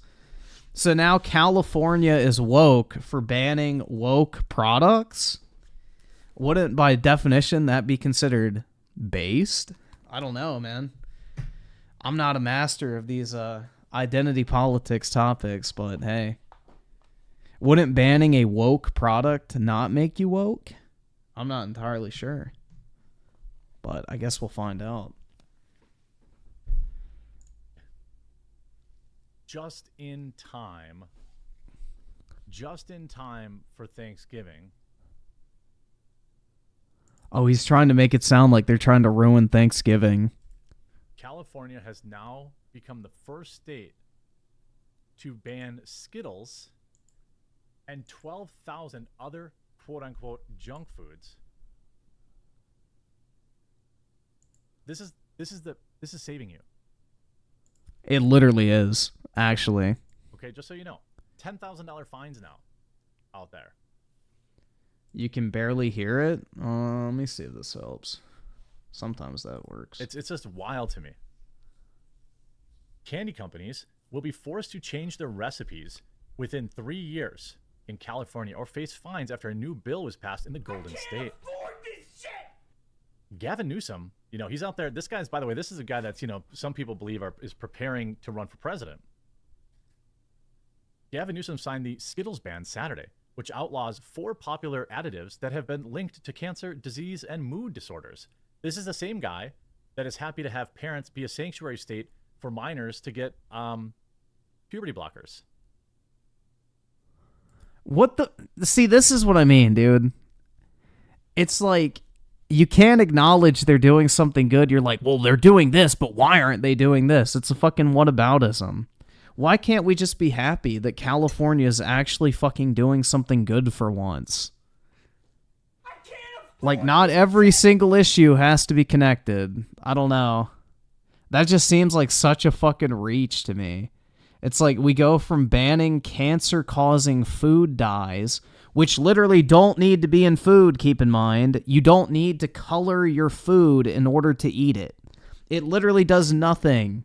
If you took the coloring out of sodas, candy, whatever it is you're buying, it would literally taste the exact same. They just put fucking food coloring in it to make it look pretty. There is zero fucking reason it needs to be in there.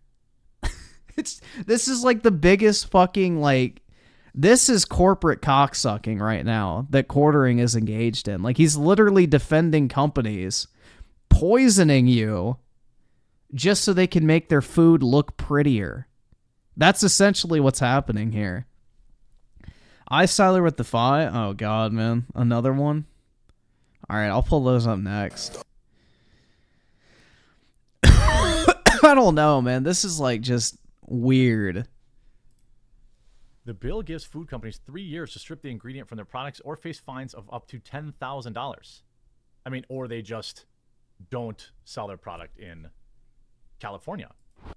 Yeah, that is never going to happen because I think in order of, like, economy sizes, it's what? The US, China, the EU, and then California. Like, California, I believe, is the world's 4th largest economy as a standalone state. No company is going to stop selling their shit in California. That's never going to happen. I'm pretty sure that would probably be, you know, an option for them. Supporters have heralded the bill as an important stand against toxic chemicals, but food companies have hit back, blasting the move as confusing and threatening to raise food prices. Oh, yeah. How is removing food dye from a product raising food prices? You literally have to spend less money on your ingredients if you remove something from the formula. But see, this is why, we're like basically having these ingredients in there in the first place. Like, you can't put red dye number 3 in food in like Europe, for example, because it's literally known to be a carcinogen. Like, it causes cancer. It's not a fucking debate topic. It is literally scientifically linked to giving people cancer. There is a reason why every other country, for the most part, has fucking banned this shit except the US, and it's because the food companies lobby our politicians, like they're trying to do right now, and make it seem like they're trying to raise food prices by not, putting something in something, which makes no fucking sense. Yeah, I mean, that's what everyone wants right now. Like, oh man, I just had a tough week. Some chick's like, man, I'm just on my period right now. I just want some Skittles.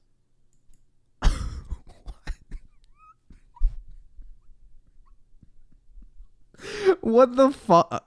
Let's just keep going. Oh, can't afford them now. Like, I don't think anybody's eating Skittles thinking that they're a healthy option. The newly banned additives are brominated vegetable oil, potassium bromate, propylparaben, and red dye number 3. Yeah, all 4 of those things are horrible for you. They're absolutely fucking horrible for you, and they are killing you. These are terrible ingredients to have in your food. Does anybody remember the yellow, was it yellow number 10? I remember when I was in middle school, there was the whatever flavoring yellow number 5 was it? There was like a color in like Mountain Dew or Mellow Yellow that got like banned or something like that.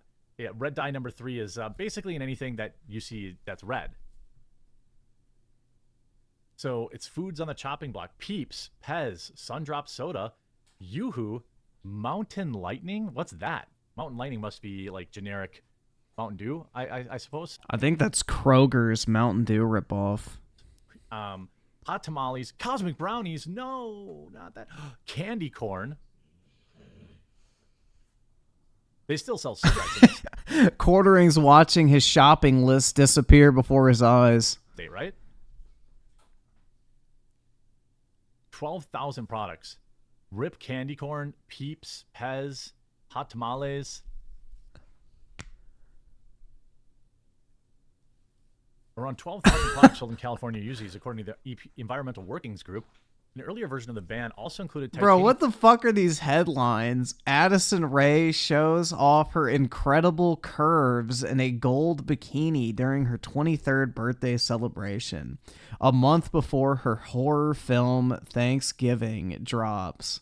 Hell yeah, dude. Titanium dioxide used in products like Skittles, but this was removed. What an important piece of news. It became known as the Skittles ban. European Union already has outlawed the additives in food, forcing companies to make the tweaks.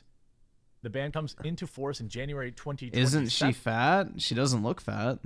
With companies found to be manufacturing, distributing, or selling the products facing fines up to $10,000. Yeah, money will get them to stop. Other states like New York are also considering similar bans. Newsom revealed that he had signed the bill into law by stapling a packet of Skittles to the document. Oh, that's so cool and based. He said, this is just demonstrable proof that the food industry is capable of maintaining product lines while complying with different public health laws country to country. Yep, because this food dye is already fucking banned in Europe. They sell Skittles in Europe. It's an unnecessary ingredient. It literally only hurts you by you having it in the food. There is no fucking reason why it needs to be in there in the first place. So yes, it does. Like, this is a rare California W, guys. Whether we like California or not, I think we can all agree that removing cancer-causing ingredients from food is a pretty positive step in the right direction. Is it, though? They haven't complied. He's declaring... There has to be a reasonable period of implementation so they don't get sued in court. Because what can happen is if you don't put a realistic time limit on stuff, then the companies can countersue the bill and be like, well, it prohibits our ability to conduct business and therefore it needs to be stricken. So there has to be like a grace period for the companies to change their formulation in order to continue business operations. So you can't just straight up ban something and overnight expect it to disappear. There has to be like a period of implementation allowed, or else you give the companies grounds to sue and basically get the bill thrown out altogether. So there has to be like a, grace period, essentially. Victory. He's declaring victory, but nothing's happened. I believe they also give free crack pipes out in this state. And that has to do with what? Dude, this is what I mean. It's like he's determined to make this some woke issue. This isn't a woke issue. This is a fucking common sense issue. You should not be allowed to put fucking ingredients in food that give people cancer. This has nothing to do with fucking San Francisco giving out crack pipes. Nobody fucking cares about that. Like, why are we changing the topic?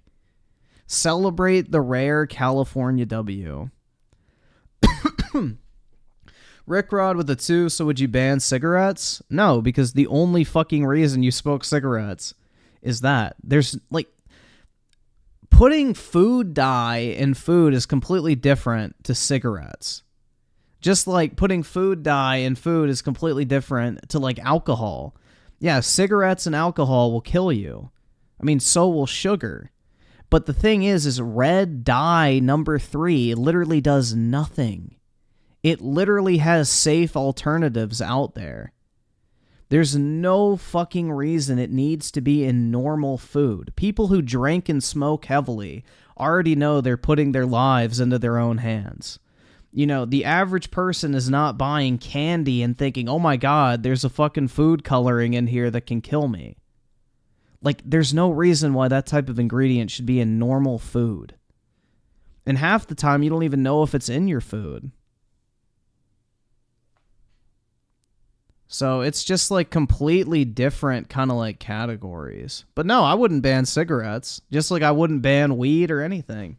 If you want to smoke yourself to death, go for it. But in the general population's food supply, we should not be encouraging adding harmful ingredients. Needle exchange program there too, right? But they're worried about Skittles and candy corn. That's very interesting to me. Jesse Gabriel, a Democrat for the Woodland Hills who proposed the bill, said, the governor's signature today represents a huge step in our effort to protect children and families in California from dangerous and toxic chemicals in our food supply. It's unacceptable that the U.S. is so far behind the rest of the world when it comes to food safety. The bill will not ban foods or products. It simply will require food companies to make minor modifications to their recipes and switch to safer alternatives. Yep, removing food dye does not fucking cost anything. It saves companies money long term. The problem is people are more worried about food looking colorful than how it actually tastes. So food companies put this harmful shit into your food to make it look appealing to the eye. It has zero effect on the actual taste of the food. It's literally just there for marketing. But it's literally fucking toxic, bro. Remember when they said sugar was bad and then everyone started drinking Splenda instead of sugar?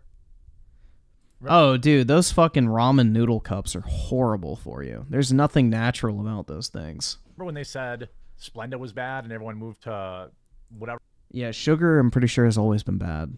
Or else fake sweetener. I mean, I'm not saying sugar is good for the human body, but sugar grows in the ground. So does fucking cocaine.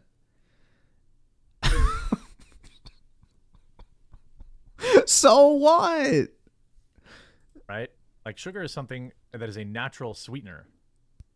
And I would rather people be using that than whatever weird artificial things that are probably giving us all sorts of problems. I guess I don't know that. But to me, all these, if I can't, there was that old rule, like if you can't pronounce it, don't eat it. I feel like that's probably a good rule to live by. Honey, for example, is a great sweetener.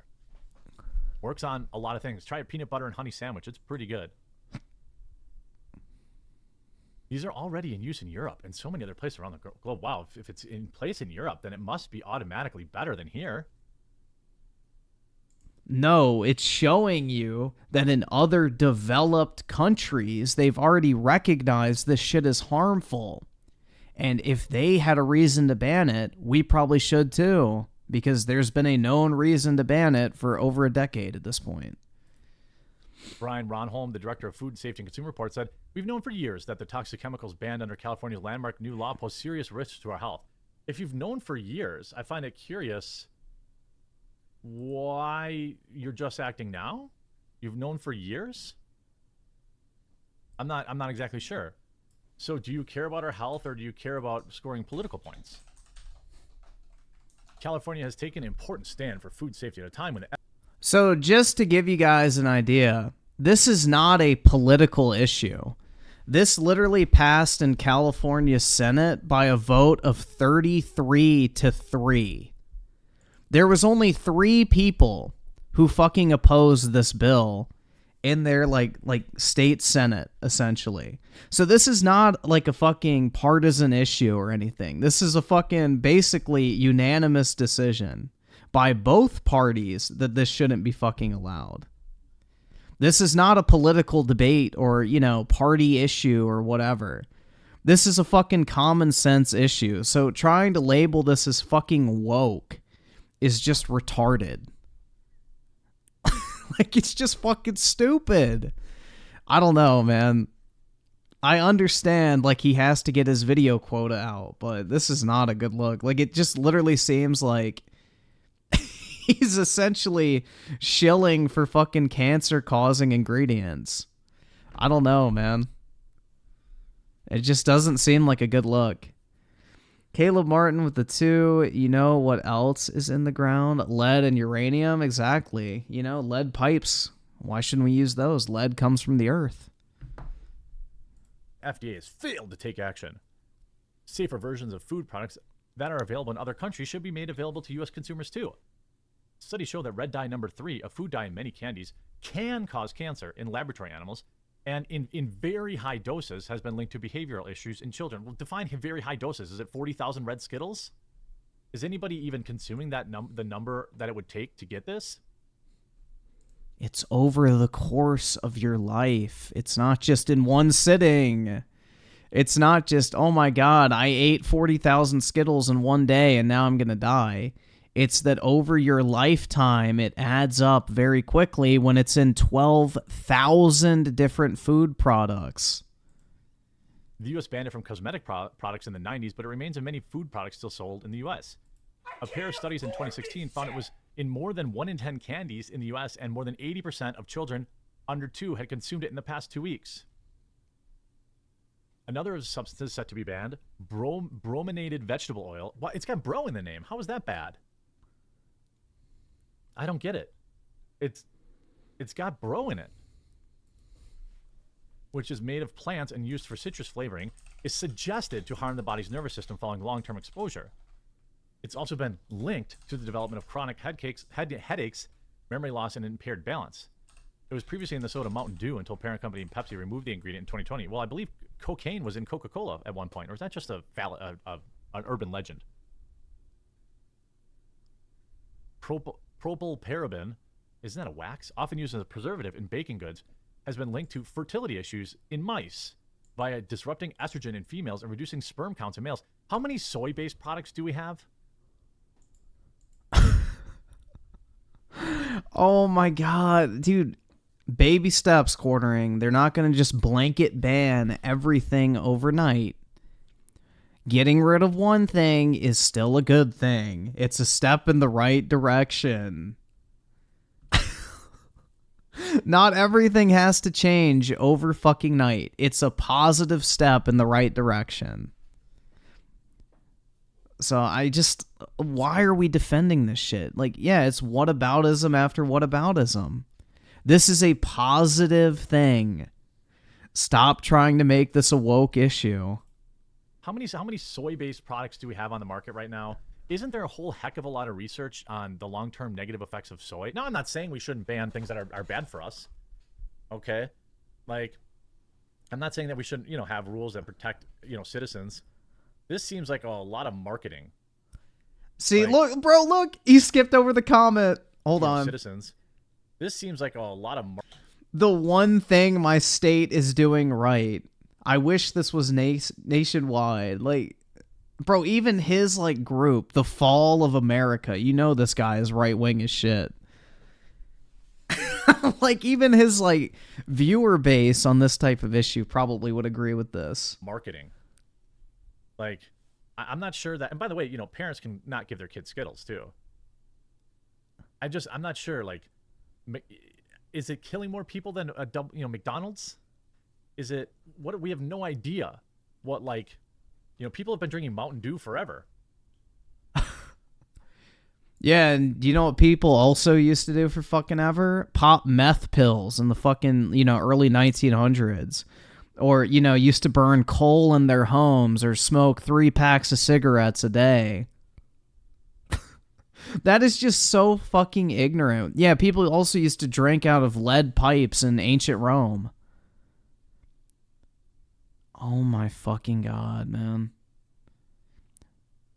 Jeez. It's like, bro, this is literally what I was talking about, though. If we ever actually tried to ban, like, these harmful preservatives and artificial sweeteners and everything like that, we're going to get a bunch of people going, they're taking my freedom! My freedom to be fat! It's my freedom as an American to eat shit that kills me. It's, like, just fucking pathetic, bro. This is what food... I mean, I don't even think quartering has, like, fucking food addiction, bro. I don't think it even falls into the category. But it's, like, this fucking constant necessity to label everything as, like, some fucking horrible, right versus left political issue is just fucking pitiful, man. This is a genuinely positive step that California's taking. This is a genuinely positive step that's probably going to have, a ripple effect nationwide, because either food manufacturers are going to make one California version and one version for the rest of the country, or they're just going to go with the California standard, which is typically what happens with this type of stuff.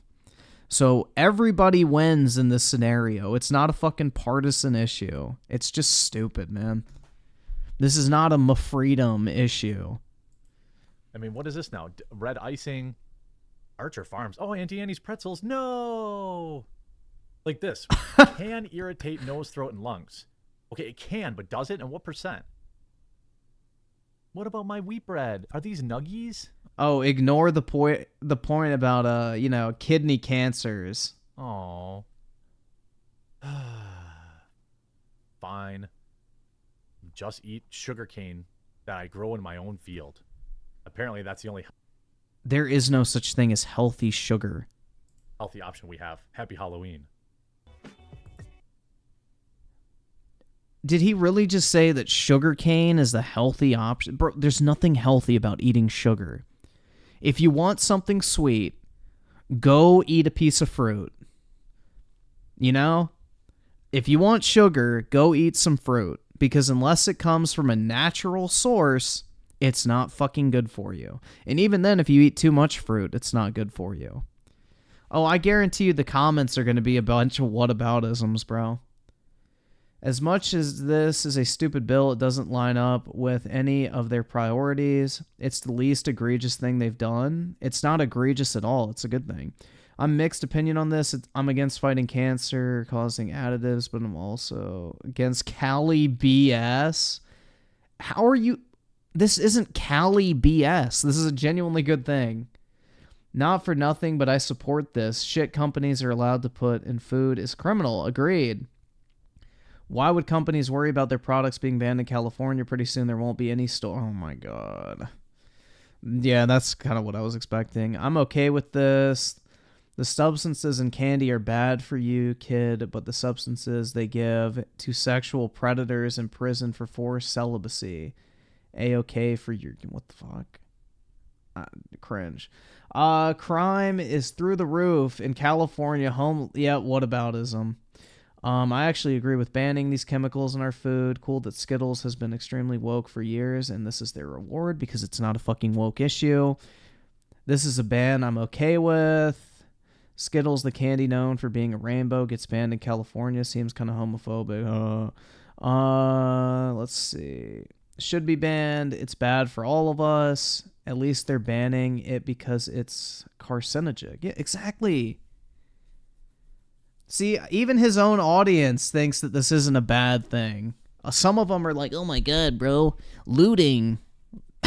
Like, what does that have to do with fucking food safety? Looting and fucking trans issues, whatever you want to talk about, has nothing to do with our food supply. They're fucking mutually exclusive issues. You can be against one thing, but still appreciate when they do something good on a different topic. See, this is the problem with modern day politics, man, is people focus so much on the shit they don't fucking like that no one is able to find, like, common ground on shit. Like, why is it a bad thing to acknowledge, hey, this is a genuinely good thing that Gavin Newsom did? Even though he's a fucking dipshit 90% of the time, on this particular issue, he did a good job and deserves praise for it. Because guess what happens when people start acknowledging the good things people do across the fucking aisle? They tend to reach across a lot more often because it plays well in the court of popular opinion, which is what their fucking entire point of being in office is to be popular so they get reelected. So maybe if you started pointing out the good things people do, regardless of their party affiliation, maybe they would focus on doing more good shit versus doing party politics all the fucking time. But no, nobody has the fucking, long-term fucking focus for that type of shit. It's easier to crank out a video and say, banning Skittles is woke. I don't fucking know, man. DJ Aftershock with a 2, so negatively polarized, other side always bad. Pretty much, man. This is bad because a Democrat signed it, essentially. This is like people when they got pissed off over Trump's tax law, which was so fucking stupid. You had a bunch of like lefties going like, oh my god, this tax bill is fucking horrible. It's like, why? You literally get to keep more of your money. But because he was a Republican and, he was Trump, it had to be bad, even though it literally was a, material benefit that they were going to see in their daily lives because, the Republicans passed it. It had to be an evil thing. So it's just stupid. Like, people need to start recognizing when things are genuinely good, regardless of fucking party affiliation of the person that put it into action.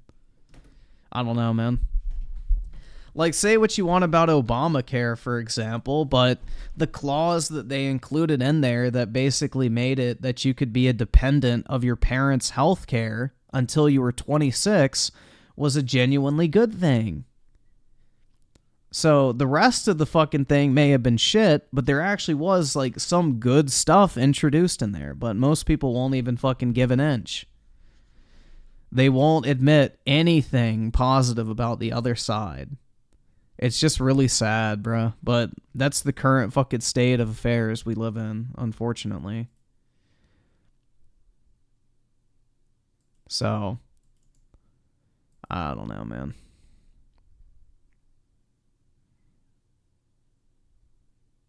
Couldn't you be on your parents' insurance until 26? Not before Obamacare, you couldn't. I think it cut off when you were 18. You had to go out and buy it. So, like, think about that from the perspective of, like, a college student or something, It's kind of shitty. And if there's any group of people on fucking planet Earth that are bigger crooks than, politicians, it's the fucking insurance companies. So, any chance to screw them out of a little extra money is a good thing. All right. We'll watch these real quick. What the fuck?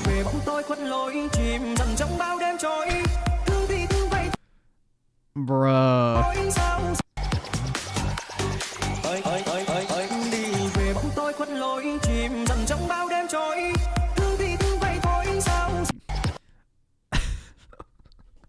Dude, I'm surprised they don't have her holding a video game controller for more fucking psyop, benefit. Guys, this could be you. Just let the CCP into your heart. Raging Boar with the 5. Purchased MW3 100% what I thought. This is the fall update behind the paywall night. Not a negative, though. Yeah, I don't know, man. Everything I've seen, it looks really good.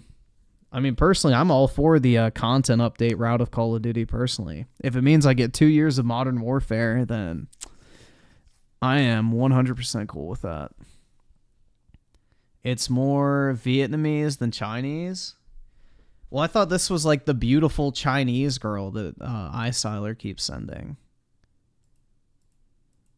I think this girl's Chinese.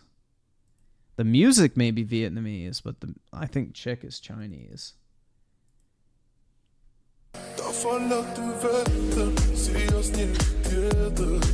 Bruh.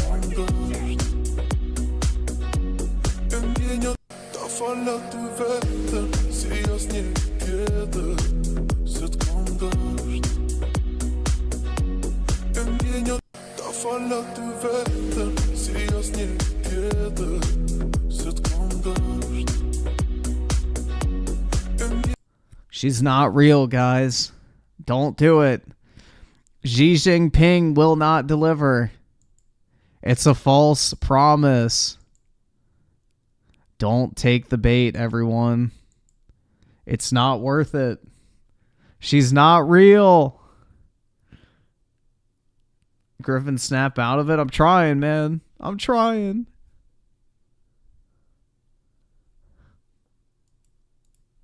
I'm trying to stay strong, dude. But the Chinese, they're too powerful.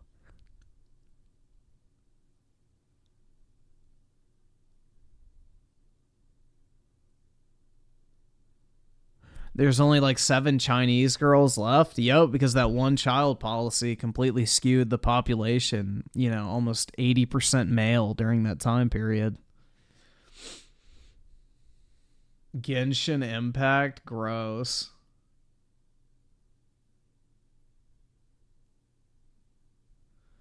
Nasty. Get that Genshin Goy slop away from me.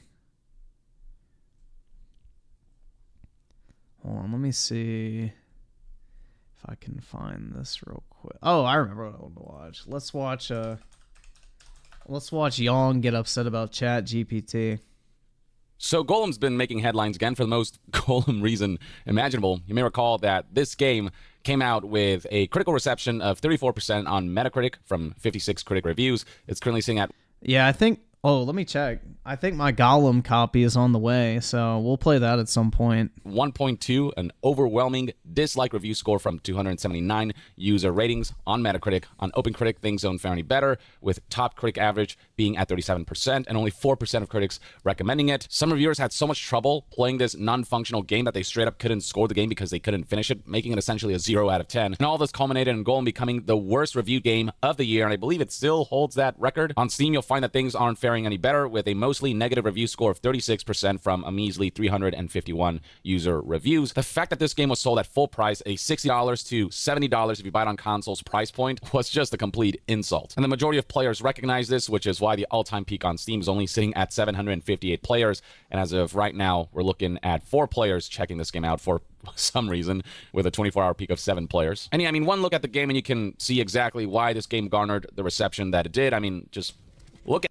Oh shit, hold on. I think my Golem copy has shipped. Let me see.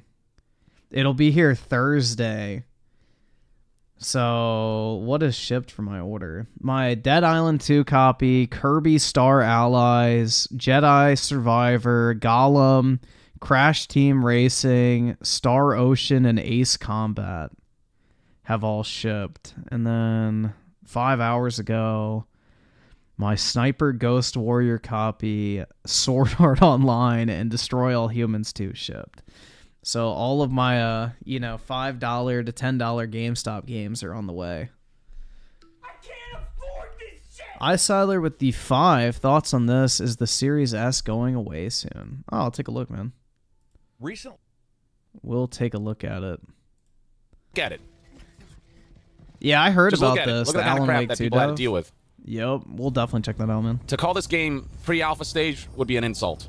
the pre-alpha builds. Is how bad this is. I mean, look at this stuff. Tons of videos out there highlighting all the bugs and glitches. This game is straight up broken from top to bottom. Here's another video of the game struggling to function in just the most basic form. So yeah, I mean, what else is there to say? On Twitter even, plenty of people highlighting bugs like these, where it's hilarious until you realize, you spend $70 on this.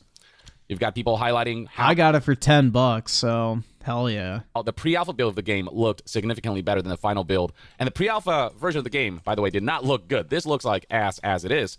But then you look at how it turned out, and you just can't fathom how it could turn out like this. It didn't take long before developers put out an apology JPEG, of which we've seen too many of. Plenty of people highlighting just how many of these we've seen just in the last couple months alone, and we've certainly seen far too many of these in the last couple of years. Now, what stood out about Golem's apology is that even the apology itself needed a patch. Even the apology had some bugs that they needed to sort out, as the title here is misspelled. Instead of the Lord of the Rings Golem, it reads right here, the Lord of Ring Golem. They talk here about how the development team has been working diligently to address the bugs and technical issues and are committed to providing patches that will allow you to enjoy the game to its fullest potential, and yet they can't even get the apology JPEG right. I mean, first of all, there's no fixing this game, just the state that it's in. No amount of patches will ever get this to a state where it's acceptable, but the fact that they couldn't even get the apology letter right here doesn't inspire confidence that there is enough competency here to redeem Golem in any way, shape, or form, which is why people were appalled when they learned that Daedalic Entertainment, the developers of Golem, were working on a second Lord of the Rings title, which was being funded by the German government, who gave Daedalic a 2 million euros government grant. But all of that fell apart. Do you know who else got a German government video game grant? Our old boy, Tommy Tellerico with the Amico, man. Groovy!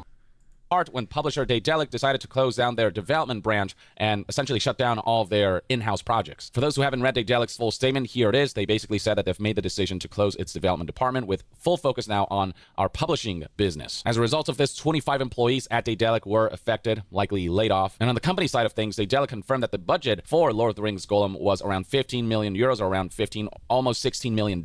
And given that the game's commercial performance completely bombed, given that its sales were meager, they likely lost a couple $1 million in the process of creating this game and marketing it. They likely came nowhere close to breaking even at a budget of $16 million.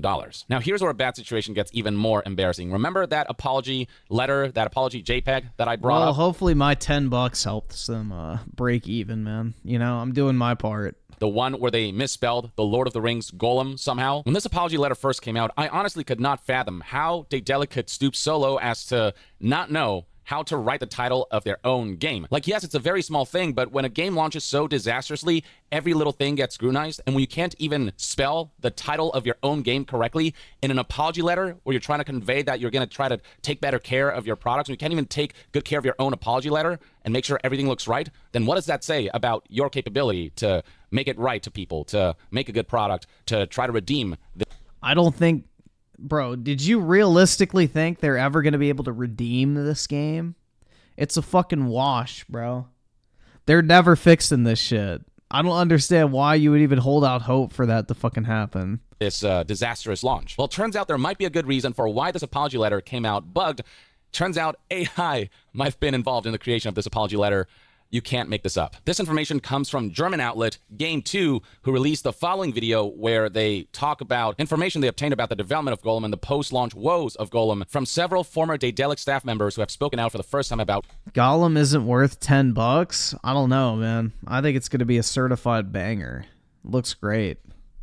What went wrong with a critically panned licensed game. Since the video is in German, I'm going to consult Video Game Chronicle's reporting of this video with an article whose headline reads, ChatGPT was used to write Golem game apology, it's claimed. And all of a sudden, the misspelling and erroneous writing of the game's title makes a whole lot more sense. German outlet Game2 spoke to 2 sources who claimed that the apology was written with the AI software ChatGPT. And here is an even worse part and a scummy aspect of what one of the publishers, Nacon, might have pulled off. This game, Golem, was co-published by Daedalic and Nacon. It's also claimed that developer Daedalic had no knowledge of the apology or its content prior to publishing, and that it was handled entirely by publisher Nacon. If this is true, then this entire apology letter is pure deception. Who owns Nacon? Like, what is that? Nacon... Publisher... is a based in Lesquin. They're French. Oh, we got another Ubisoft, bro. We got another fucking Ubisoft, essentially. Another French game studio. I just want to see...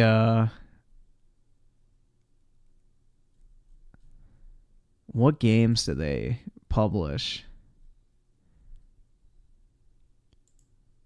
They put out... Werewolf, Warhammer Chaos Bane, The Council, Outcast, Sherlock Holmes, The Devil's Daughter, Warhammer, Inquisitor, Too Dark, Sinking City, and then also W2C8, V Rally 4, Flat Out, and Tennis World Tour, Tour de France, Spike Volleyball, Handball, Pro Cycling Manager, not even cycling, and then rugby. And then also they have Bee Simulator, Farmer's Dynasty, Fishing Simulator, Hunting Simulator, The Fisherman, Farmer's Dynasty. I read that one. Yeah, so they just have like a bunch of shovelware, essentially. They removed mention of Gollum off of their website. That's actually fucking weak. That's funny. Because it is written as if this came from Daedalic directly. At Daedalic, we understand that the game's success relies on the enjoyment and satisfaction of its players, yada, yada, yada. And optics are even worse when you consider that the apology letter commits to providing transparent communication. But from this apology letter potentially being written by AI to it deceiving people by making it seem like Daedalic messed up here when Daedalic may not have had any involvement or knowledge when it comes to this apology JPEG, the writing of it, the publishing of it. All this paints a picture of a publisher that has no idea what it's doing and who doesn't really give a fuck. The title's misspelling makes even more sense. Now, what gave that away, Yong? They're a publisher that doesn't know what they're doing and they don't give a fuck. Did the release of Gollum not make that entirely fucking clear from the very beginning? Like, I didn't really know that was up for debate. not only was this written by an AI that isn't perfect and is flawed, but beyond that, no developers had a hand in this apology letter. No developers had a chance to double check this. And it explains why all of this reads like every other apology letter, because what AI does is essentially learn from existing material, and they make stuff off of that based on the prompts that a user might input into something like ChatGPT. So yeah, this reads like the most generic apology letter ever. How lazy and uncaring and completely devoid of any passion do you have to be to let AI write your frickin' apology letter? How insincere do you have to be to stoop this low? If you're gonna apologize, the least you can do is mean it. And if you have to use AI to write your apology letter, that means you don't actually feel sorry. You don't care about writing something genuine. You just put out whatever statement needs to be put out there to do damage control. Just the most corporate bullshit we have seen. I mean, apology letters that are handwritten as it is can feel very insincere because it feels like every word is so freaking handpicked to convey the exact message that is very corporate. But now to get AI involved to take care of this stuff, no human element involved in one of the most human things you can do, which is apologize. Just what a joke. And then beyond that, video... Why would you even think they're fucking sorry in the first place? They're obviously not sorry. They released this dog shit game. Like, I don't know why he actually expected them to be genuine about it. If they were genuinely sorry, they would have refunded everybody that bought it and just delisted the fucking game. They're not sorry. They knew what the fucking game was when they pushed it out the door. They knew exactly what the fuck they were doing. Video Games Chronicle reports on what developers like former Daedalic senior developer and technical director Paul Schultz had to say about this whole situation, discussing some of the woes surrounding this development cycle, conveying information such as there were people working on the game that have been developers for 10, 15, 20 years, and they're good, but they can't do magic because they weren't given the funds. When you think about where the current budget of AAA games stand, 15 million euros or almost $60 million is really not much at all. It's pennies in the AAA development landscape. That's Was this ever marketed as a AAA game, though? I don't think so. Oski Woski with the 10. Yo, big ups, man. Appreciate it. Did you mean to mute somebody or just send the little sticker? Either way, I appreciate it. Big ups. Thank you for the laughing dog. essentially indie level budget. And for a Lord of the Rings game to get that kind of budget, to get such a low funding, and then beyond that, the developers were apparently not given enough time to flesh out this game or just make it remotely functional. The article here reads, it was also claimed in the video that due to running out of time before the 2023 release, several characters and cutscenes that were meant to be animated were simply hidden from the player. For example, one scene that was supposed to see Golem eavesdrop on a conversation between two major characters was recorded, but never animated, so Daedalic had Golem simply look out a window and have the audio recording play, never having to show the characters that were speaking. But the thing is, that's like the least of Golem's problems, the presentation of cutscenes. Just the basic dog gameplay sticker? functionalities that you saw in the clips that I showcased were just completely broken, to the point where, again, one of the reviewers for this game... Daryl's on with the 2. Remember, Griffin? Developers deserve more money. That's right, man. Video game quality sure as shit hasn't gone down in recent years, but guess what has gone up? Pay. Maybe we should pay them less. Dude, honestly, like... if I was a super fucking edgelord, I would just make a video like called "Why Video Game Developers Deserve Less." That would be a pretty based video.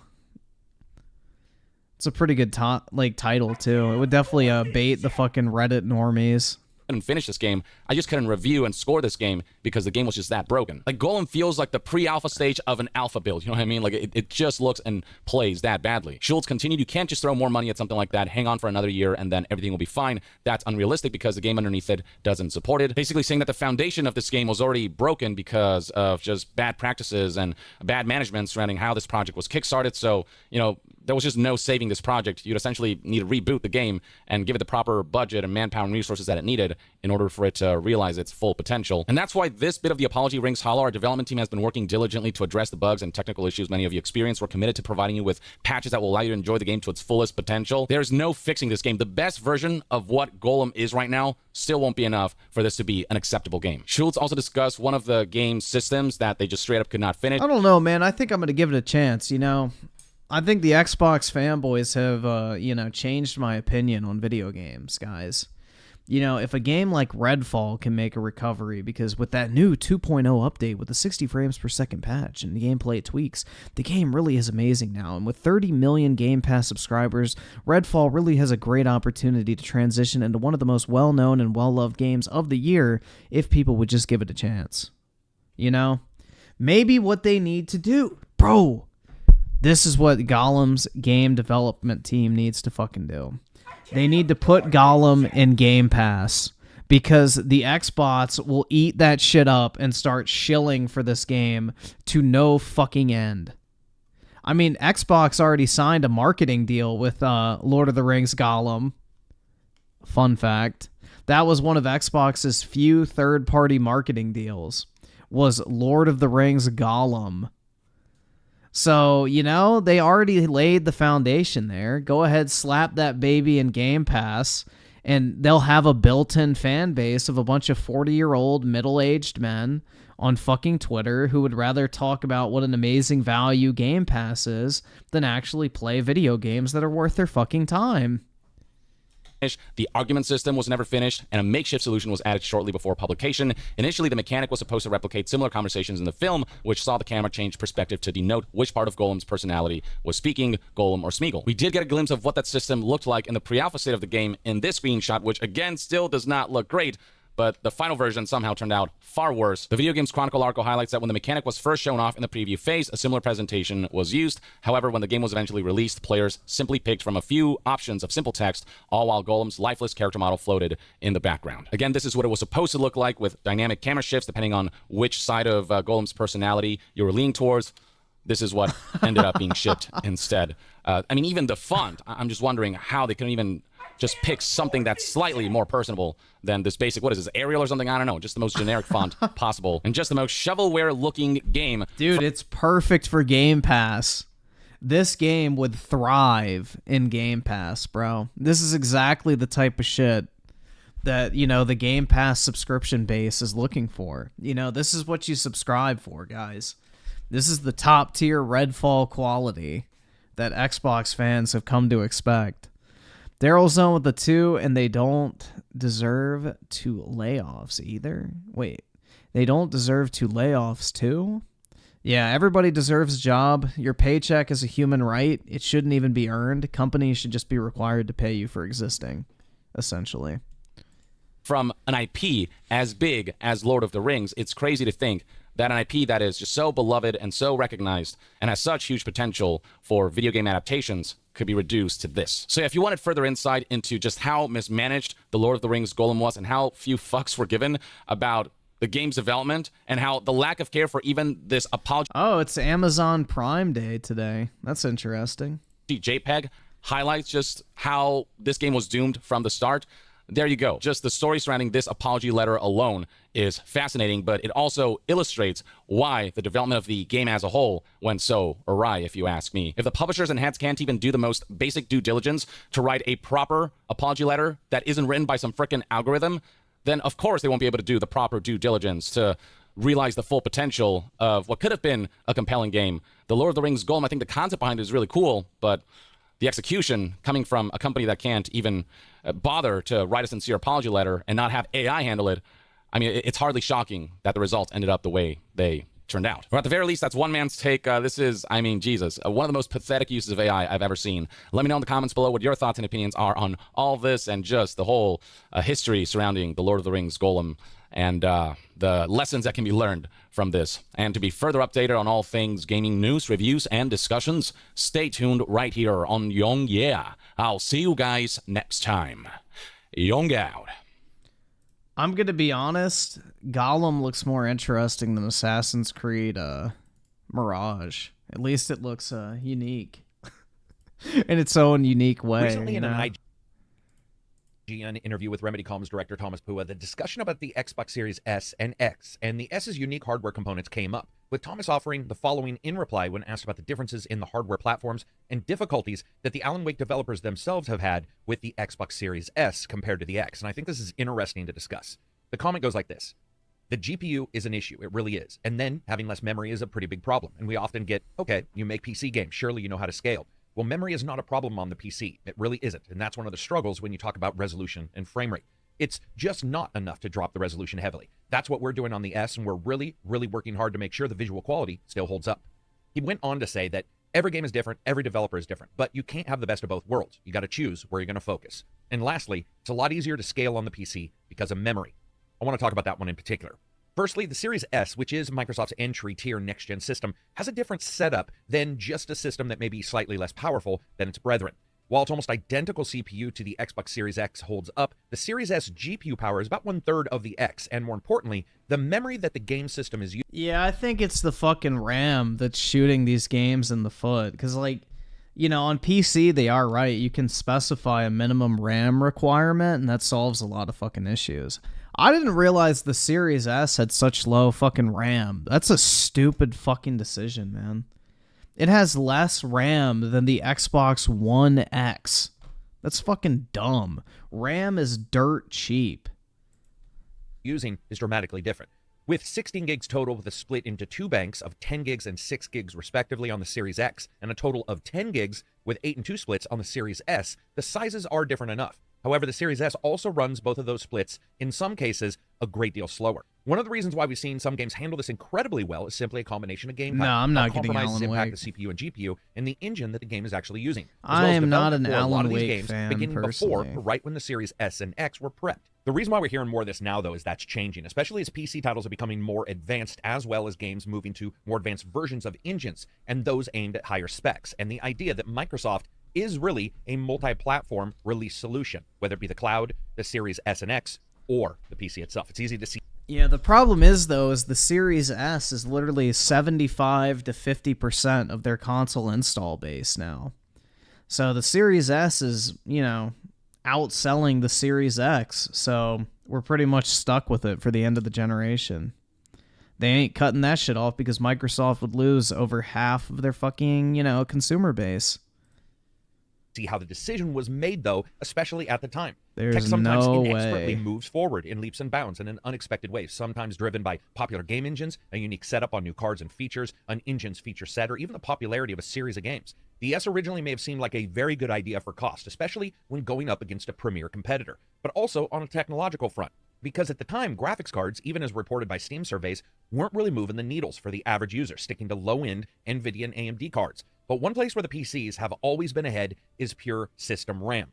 As the Remedy devs discuss, it's the combination of the S's slower GPU and the lack of memory amount combined with that slower speed that it runs at that makes just dropping the resolution less of a performance equalizer than we've seen in other generations prior with light and normal versions of consoles. Originally with games on older engines and at the starting of the gen, this was just far less of an issue as games weren't pushing the systems near as hard or were built on technology that wasn't requiring specific processes. However, as Remedy has pointed out, Alan Wake is just chock full of special effects, many of which start to chip away at not only the GPU and its fill rates and specific hardware-supported effects, but its available memory, resulting in far deeper cuts into games and their presentations beyond even what low-resolution drops can steal back.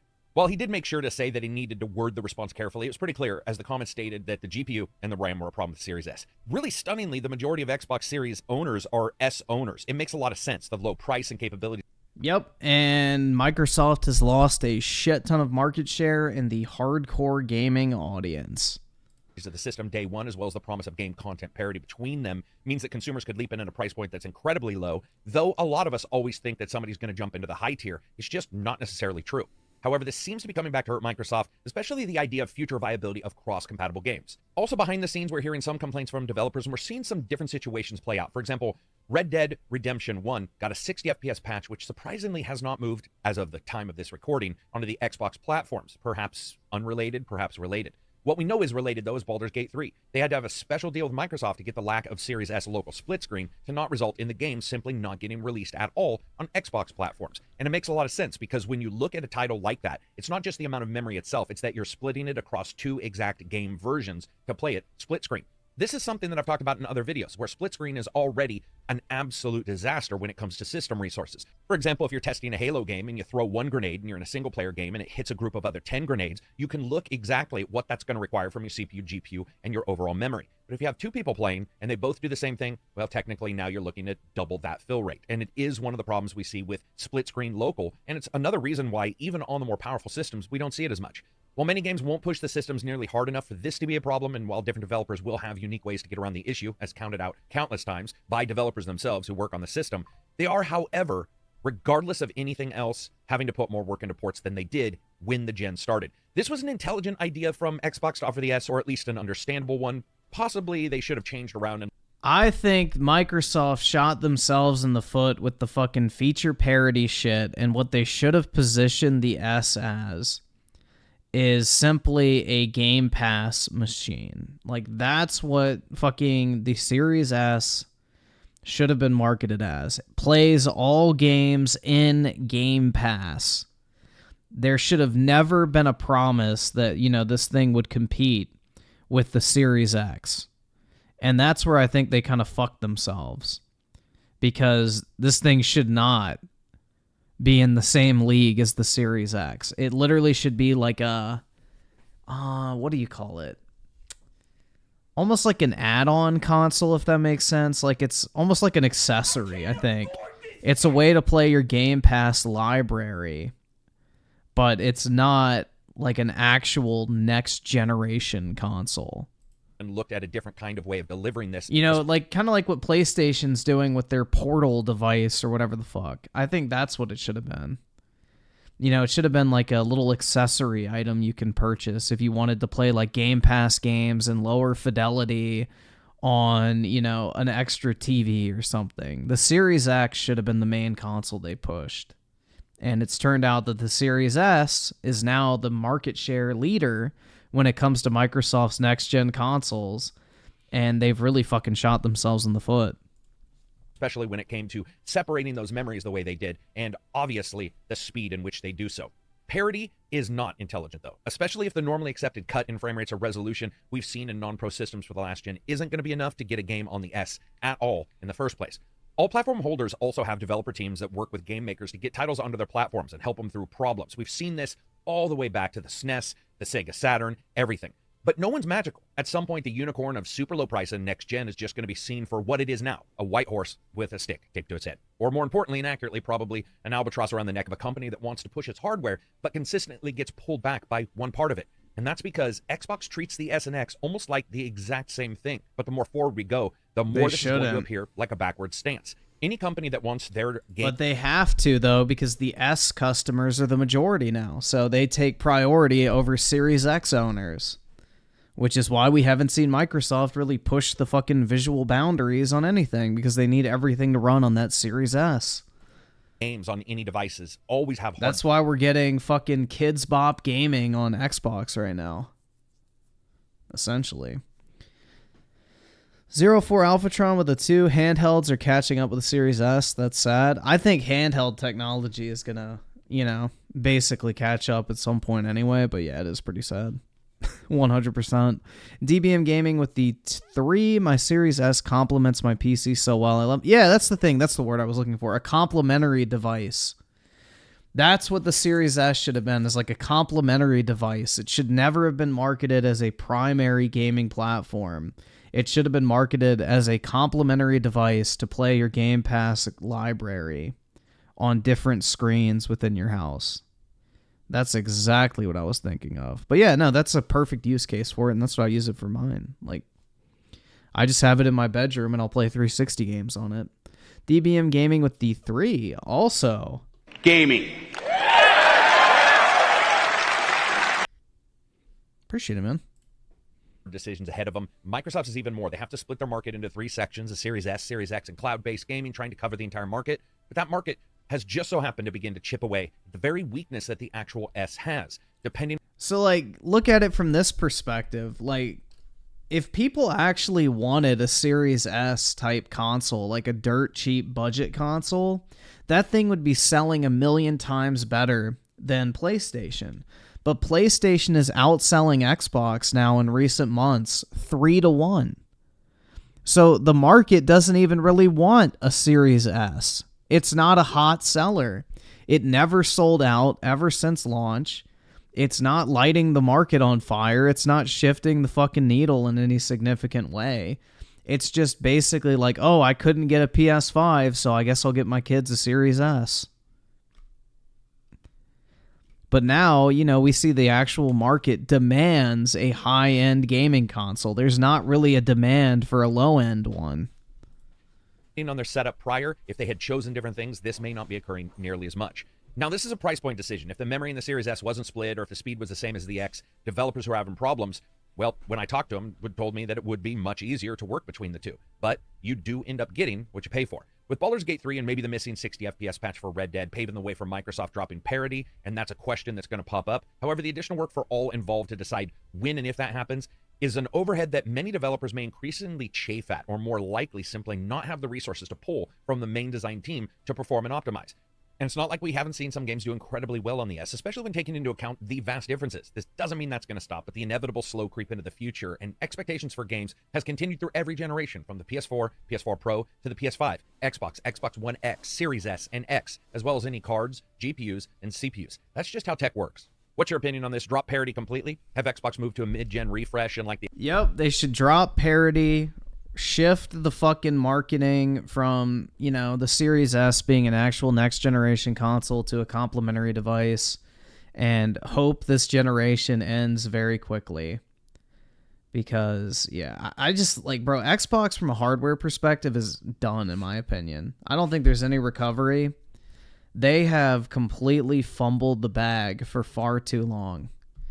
They had a chance to recover with the Xbox One, but they've just been completely absent from the market in terms of quality first-party content, which, when Sony offers the exact same third-party games with marketing deals and additional content, the games in a lot of cases run better than the quote-unquote world's most powerful console. And the PlayStation 5 is cheaper than the Series X at $400 for the digital variant. It's not really fucking hard to figure out. And then on top of that, you have Sony's first-party lineup, which if you like it, that's fine. If you don't, that's fine too. But, it's a pretty clear fucking statement to say that a lot of people like their games. So Sony has, managed to figure this shit out. Same with Nintendo. They picked a fucking niche, they stuck to it, and they've carved out a permanent place in the market, essentially. Xbox has been trying to figure out who the fuck they want to be for over a decade at this point, and have failed miserably. So the Xbox One and PS4 just slowly phase out the low end. Or will they do something like the Switch, where they have cloud versions of it that you can play instead of the version on the S, if that's what you want to go for? Pop off in the comments. Check out the reviews for Mirage and Starfield and upcoming Alan Wake. More making of videos are in the playlist as well. If you want to see how open world games are made, I've covered many titles with a lot of developers giving input on those. I would love for you to check them out. Xbox used to be like the dude bro, edgy, hardcore kind of console. Like, that's what the marketing was for it. It was the console you wanted to have because it was cool. It wasn't like this soft-ass, family-friendly bullshit. It was like the edgy, gory, multiplayer-focused, cool console. Now it's like literally the most cringe console of the three manufacturers because, we got, Microsoft running the fucking show. Peace out. Gang, gang. Gang, gang. That's right, dude. Gang, gang. Hell yeah.